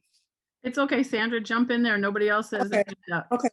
In line with what Reverend Butler was saying, as far as civilians not knowing the various laws, question, is there a civilian book of law, for just practical everyday things? Like, for instance, because I know some young people who got tickets for putting their little fresheners in the car. They don't know that. So, but they get a citation, which is, to me, not fair. They don't know. And the question is, why can't they? So is there some kind of information booklet, like the schools have rights for parents and different organizations provide, even the hospitals give you some little guides as far as what your rights are as patients or whatever. Is there something that perhaps could be given to civilians? Chief, can I answer that? Yes. Yeah, the reason why, because I don't want to look like the chief is like protecting the law, even though he is. But if you got that VTL, vehicle traffic law, you would have to carry a book around and everything's in there. I did traffic enforcement, so a lot of stuff I knew that other people did not know. You can't even put your college sticker in the back window and all that stuff. I mean, there's so much to it. It would drive you nuts to try to remember all of that stuff. But a civilian police academy would help with that. I've heard that spoken tonight about the civilian police academy. I think Willa Bernstein said she went through it. That's a real good avenue just to learn the small things about police, not the hard stuff, but just the small little things that would just help the community out. Okay, Mr. Waldrop? Yeah, I'm sorry, but you can't compare a medical profession, a legal profession, with the police. I mean, doctors and lawyers don't walk around carrying guns and have the ability to arrest the person. I think there should be a civilian review board. And it's not rocket science. Right and wrong is not rocket science. It doesn't take you're, as a child, you're born with the instinct of fairness. And if something's not fair, if something wasn't said correctly, if there was an action, how can you go to the police department and make a complaint about a fellow police officer? There is a fraternal, there's a loyalty to the fraternity. There should be, I understand the mayor's office, the city hall may not be the place because they have the ability to hire and fire, but there should be some sort of civilian review, a place where you can make a complaint that doesn't require you making a complaint to a relative of the police officer that you want to file the complaint on. I mean, you have to go to the police department to file a complaint and see the uncle or the brother-in-law, or this is not just the village of Southampton. This is all over probably the country. It's maybe we can just. I don't think we can have I don't think we're going to have a resolution to this problem, to this issue so quickly. Thank you. Thank you. Any comments? Ken Gray here. Just want to let you know that ADA Brendan Ahern from the Suffolk County DA's office also put a comment in the chat. Forgive me, folks. I must take care of a parenting responsibility. If I can join immediately afterwards, if the group is still going. If not, I will see you at the next meeting. Okay. Okay, thanks, Ken. And Willa has her hand up. Yeah, I think in the memo that I submitted, I did in the orders come across something that the police department holds on to complaints for 30 days and then destroys them, unless I was wrong about that information. I don't think that, 30 days is enough to hold on to a complaint. And that's sort of, right there is the reason why you should have other eyes looking at complaints. But I think that rule should be changed because, people don't always, act on the complaint should just be there's what's wrong with safeguarding the information of a complaint. Ms. Bernstein, I'm not to cut you off, and I think the chief might have a comment on this, but we addressed this at the last meeting, and the answer was they don't get destroyed after 30 days. The language is it gets disposed of within 30 days. So the goal is that the complaint gets addressed, looked at, and action taken. And that's what a disposition is. It gets disposed of within 30 days. It doesn't get destroyed within 30 days. Chief, can you chime in on that, please? Yeah, the policy may change, but right now we kept the complaints forever. We may adopt the new record schedule that the state has, but if you made a complaint 10 years ago, we probably still have it. But we try to address the complaint within 30 days if we can do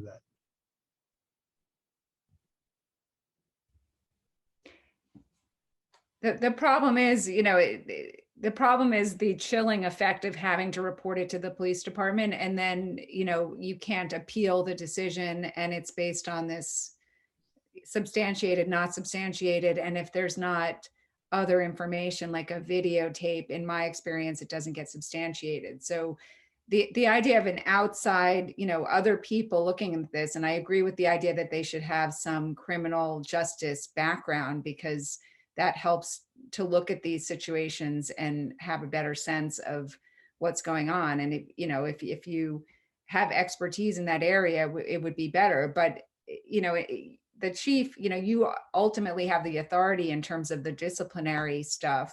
And I think it would be better if the disciplinary scheme was published the way it is now with the NYPD after a lawsuit. I think that kind of approach should be adopted where people should know what the disciplinary actions would be and what the you could always deviate from that, as the chief of police in New York City can always deviate from that. So it doesn't really take away the ultimate discretion that the police department has. It's just a way of tracking the complaint, having the ability of the complainant to track their own complaint, through another eyes on it. So it's just, to me, it's an important component, and we should be able to come up with something. And then, if the mayor appoints it, but there's the trustees, also look at the people who are appointed, we should be able to come up with some people who have qualifications to do that. I don't understand why, we would be resistant to that. Why there's a resistance to that. Because, I don't think the analogy of lawyers is perfect, because that's that would be more like real estate brokers, like judging each other. The stakes are not as high with your lawyering complaints and losing your admission to the bar, as opposed to, even the kind of minor interactions that might be experienced by somebody as they were targeted because of their race, or something like that, that can be very traumatizing for somebody, and they should have a way to address that, other than just, reporting it to a group where they may feel intimidated about that, or they may feel like there would be reprisal or whatever other fears they have. But I agree with Mark, parishes, I don't know if the ethics committee is the appropriate committee. It should be a group that, or a person that knows, about this area.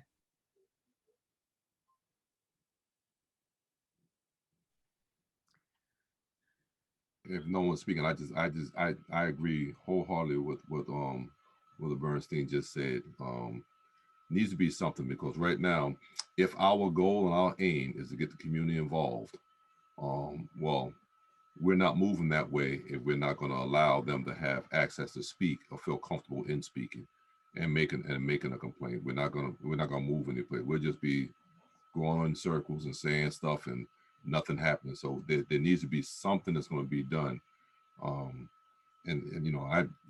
I've walked on both sides, the civilian and the police. I understand both sides of it. And the last thing, and Mr. Waldrop, he said the police is a fraternity. And we could say we want to say it, but the police are not going to be so quick to be pointing out another police officer's flaws, if you can put it like that. And not going to be so quick to do that.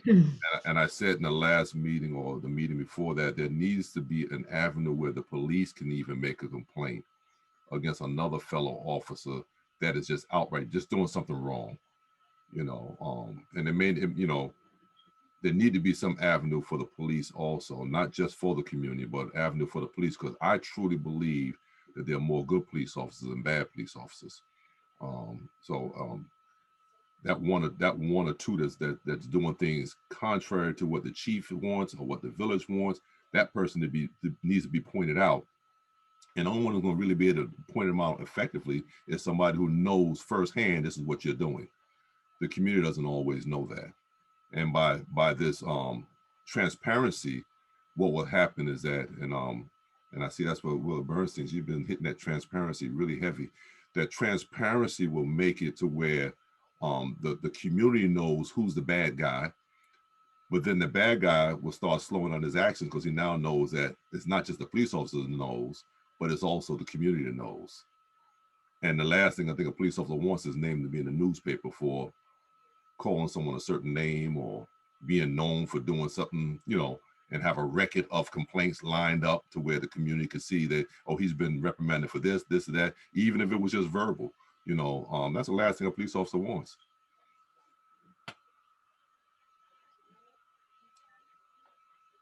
That's it. Right. Kat, anybody else have their hand up, or? They don't, but Okay. that was very, very inspirational right there.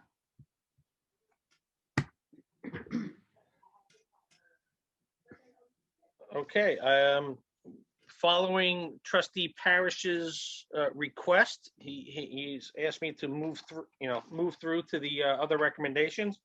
So I guess we're up to recommendation number 4. And let me read that as requested.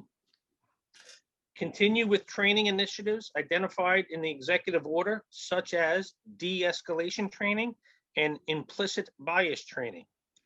The action step reads, as an accredited police department through the New York State Law Enforcement Accreditation Program, the police department is required to provide every police officer with a minimum of 21 hours of training annually on a variety of topics such as legal updates. The police department generally far exceeds this mandate in terms of training provided. Training topics identified in the executive order can easily be incorporated in the training received by police officers annually.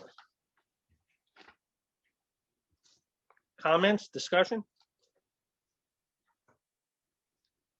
Actually, 4 of my police officers are already going to the Suffolk's reform training on de-escalation.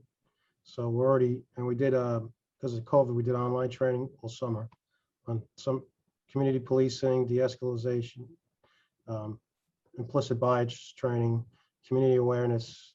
So, training is something that I, as chief, have been very big on. So I don't see this. I mean, obviously budget matters, but I do as much training as I possibly can, and adding these topics in won't be, I don't think it's going to be a problem.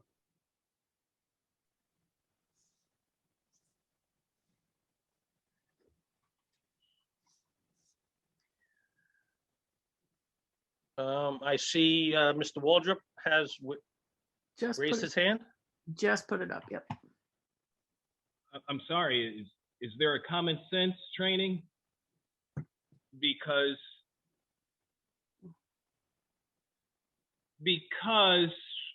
my experience being stopped, the whole reason why I'm participating in this is because a police officer asked, with everything going on in the past year, when I was stopped, he asked, where am I going? My Jewish wife thought it was like Nazi Germany. And we were both very insulted, but we were in a hurry. So I think there should be some common sense training, but maybe the common sense goes in the hiring practice. Thank you.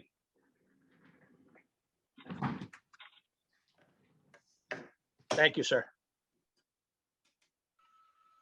Hey, can I just state something?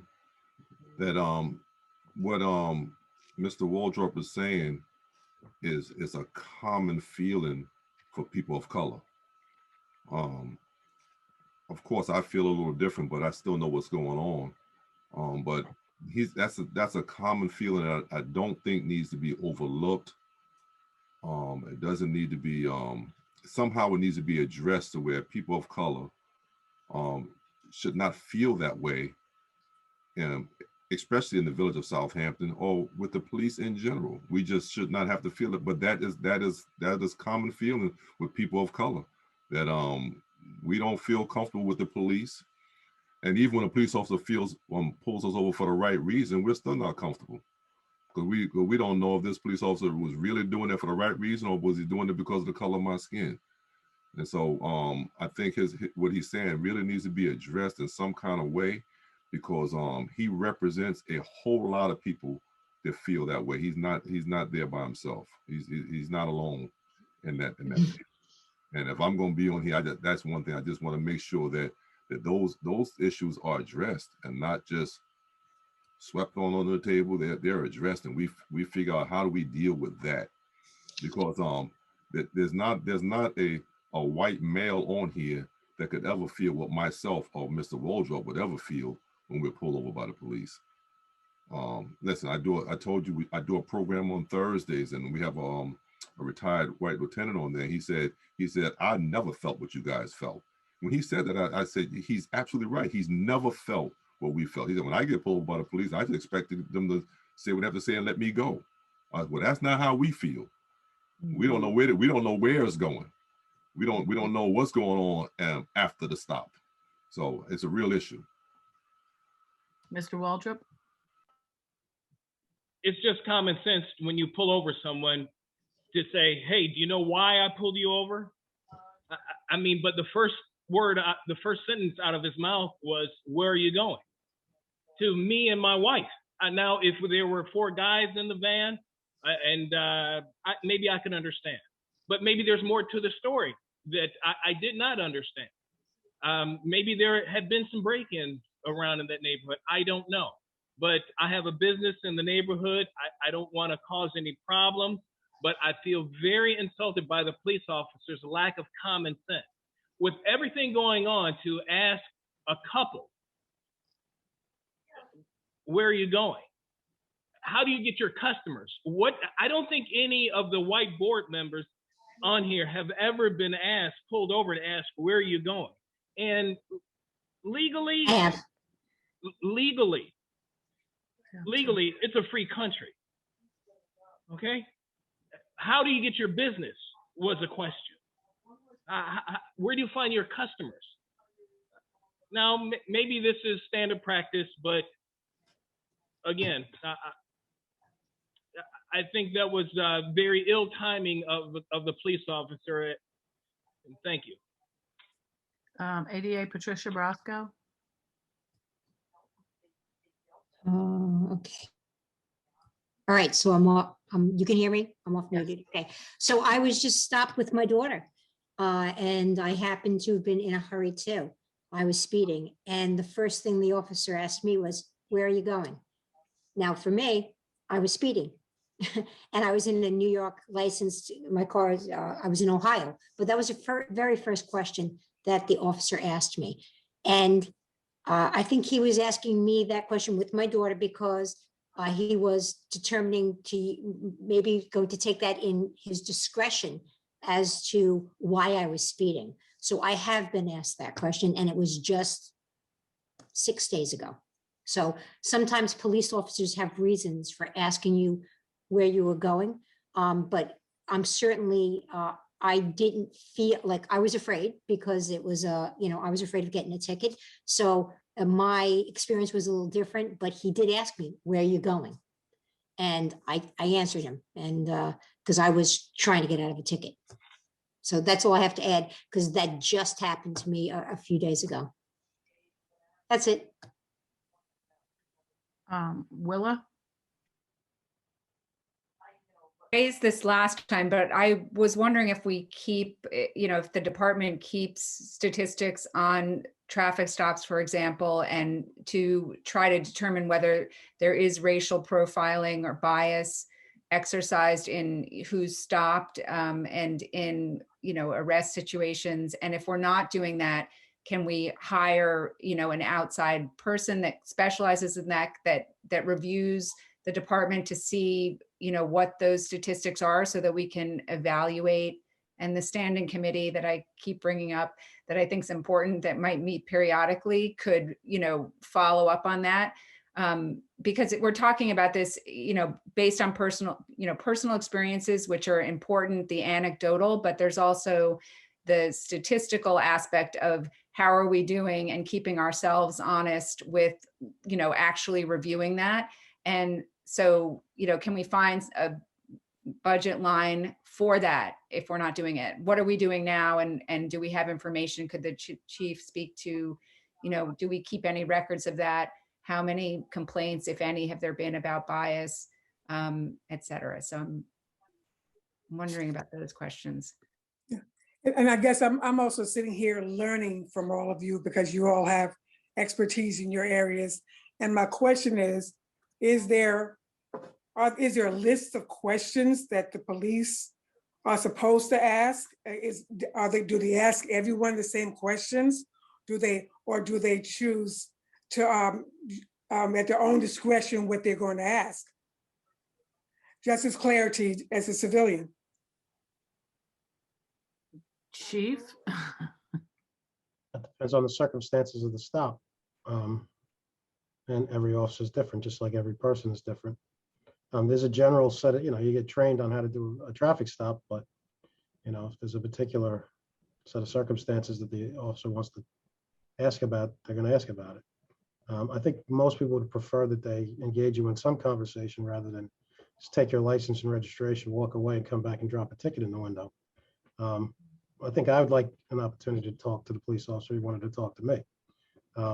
Obviously, I don't, like I said, Reverend Butler's point is well taken. I'm not going to experience the same thing he has. In terms of the statistics, right now we're not tracking them, but when we change records management systems next year, we will be able to track them. The race of the operator or the arrestee if they get a ticket.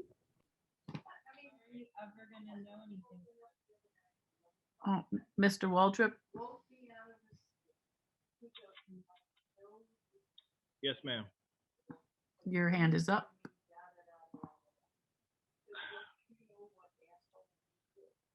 I don't know where some lawyers get their law degree, but whatever school, it must have failed you because the term driving while Black, I've never heard the term driving while practicing medicine, or driving while practicing law, or driving while Caucasian female.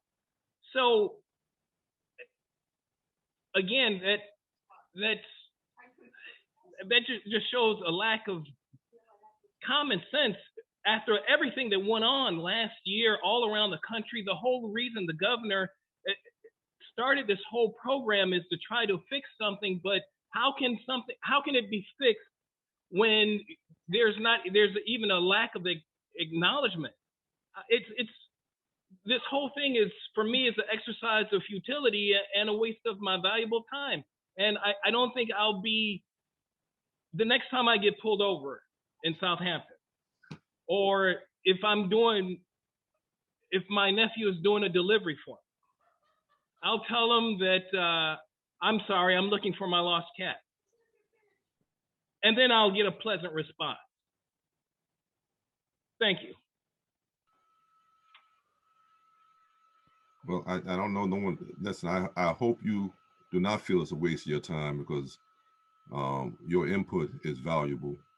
And I think everyone on here really is listening. And I think you're making people aware of some of the things that they know, but they really want to hear it also. So Mr. Waldrop, I'm with you, but just stay in there. Don't back out now. Stay right up in there and continue to make your point. Continue to make your point. You're muted, but go ahead, Mr. Waldrop.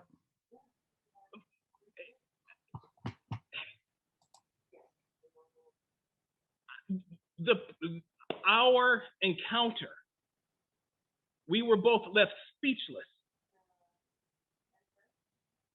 Again, she's Jewish, I'm Black, we're married, we have a business in the town. The officer, I never seen this van before. I don't know your business. Where do you find your customers? What does that matter? Tell me what I did wrong, which was an outstanding safety inspection. I'll pay for that ticket, and however many more. Just let me continue doing my business. That's all.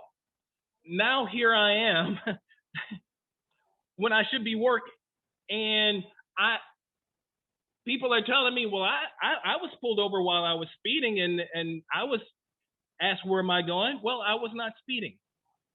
Did the officer ask you, how do you do your business? Where do you find your customers? Did the officer ask you what's the address?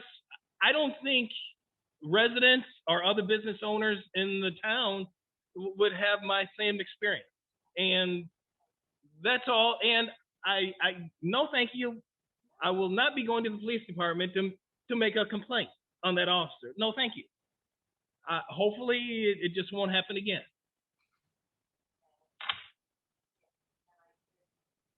Thank you. Thank you.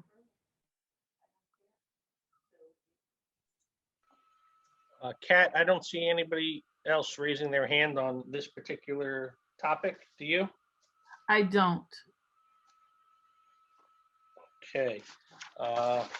As per Trustee Parrish's requests, I'm going to move on to recommendation number 5.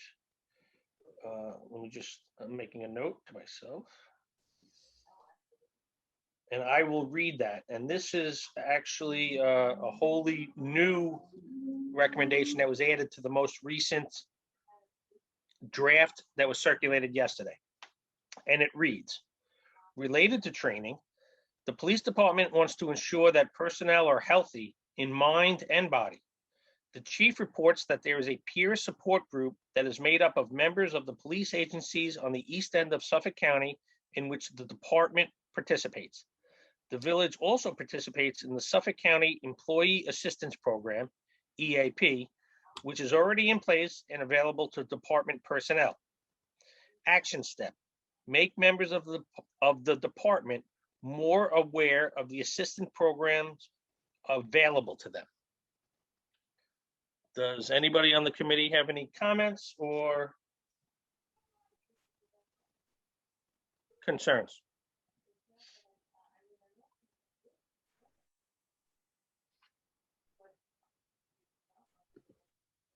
One hand just went up, Willa Bernstein.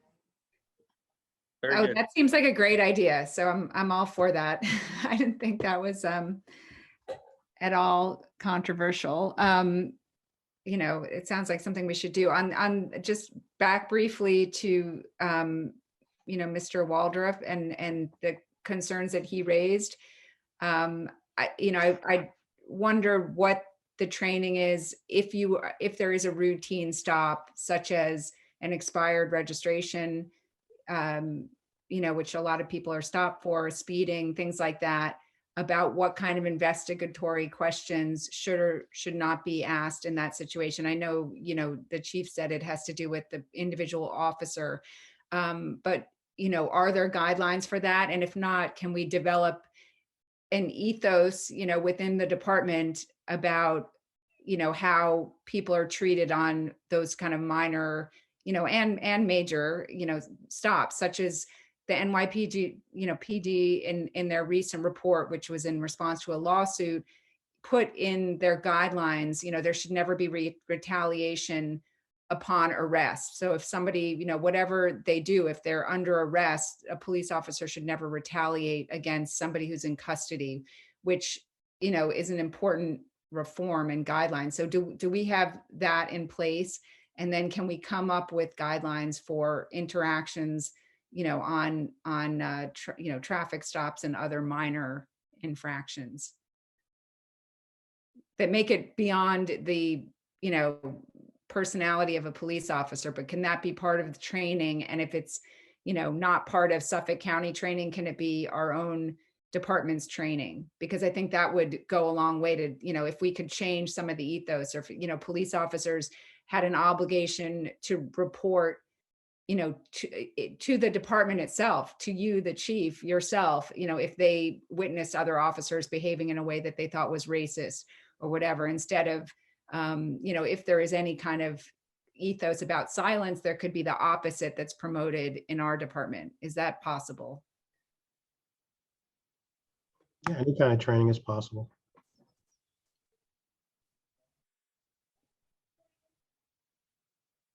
So I think that should be one of our, you know, if the committee or other stakeholders, or if enough of us are in agreement about that, can we add those kind of guidelines and train officers about, you know, what kinds of questions, you know, might make people feel like they're unduly under suspicion, you know, when what they, you know, the activity that the police officer suspects is, you know, overlooking renewing your registration.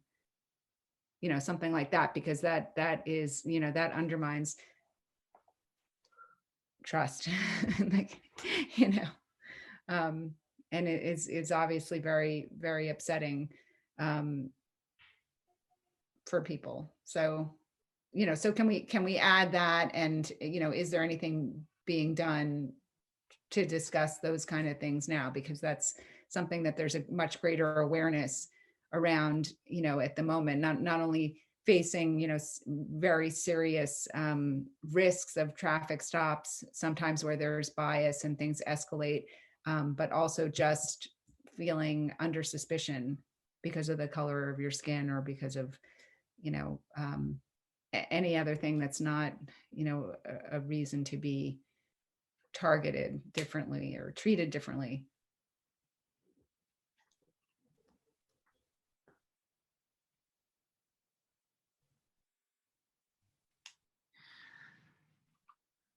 Ken, are you there? Yeah, I'm in. All right. I'm just asking a question because you might have gone over it, I'm not sure. The police have sensitivity training, correct? Yes, we've had sensitivity training. We can certainly do some more of it. So I would think that in that sensitivity training, that one part of that would be how to approach people. That, you know, I would think about it, because I don't know what that entails, but that could be, perhaps you have to just think of some things that could, some terms that could be offensive to people.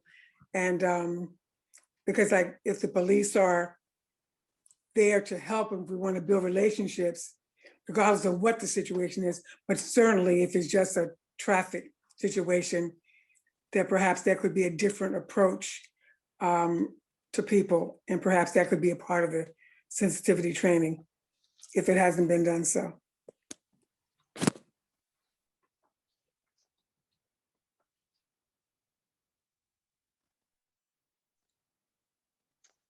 Okay, thank you, Sandra. All right, I don't see anybody else's hand up concerning recommendation number 5 or any other comments. Based on trustee Parrish's request, I'm going to read recommendation number 6, which again is new to this draft. It was not in the initial draft. And this was responsive to the committee's comments at the last meeting. Recommendation number 6, mental health services. The committee discussed a situation last year that involved a homeless woman in distress. The discussion included the difficulty of quickly accessing qualified local mental health services.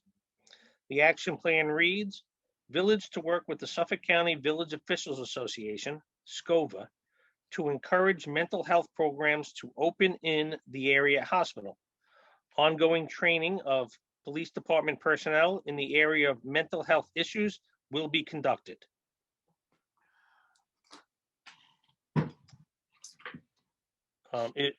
Anybody on the committee have any comments or concerns concerning that recommendation and action plan?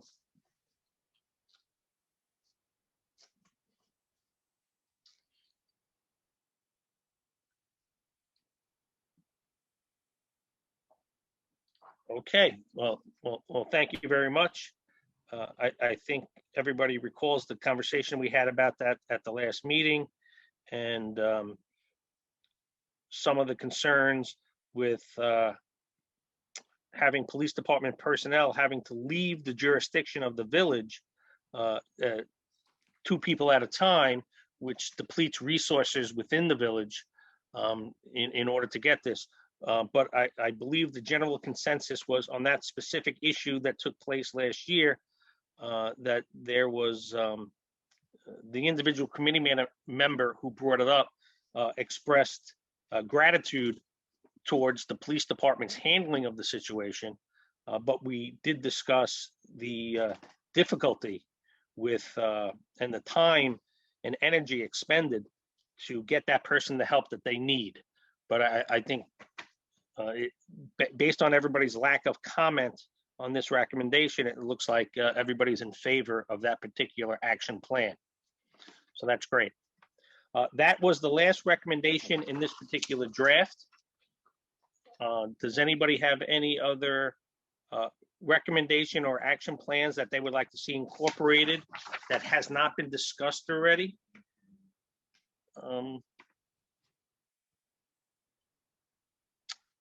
Kat, I'm not seeing anybody waving their hands. No hands are up. Anybody have a comment? Jump right in there.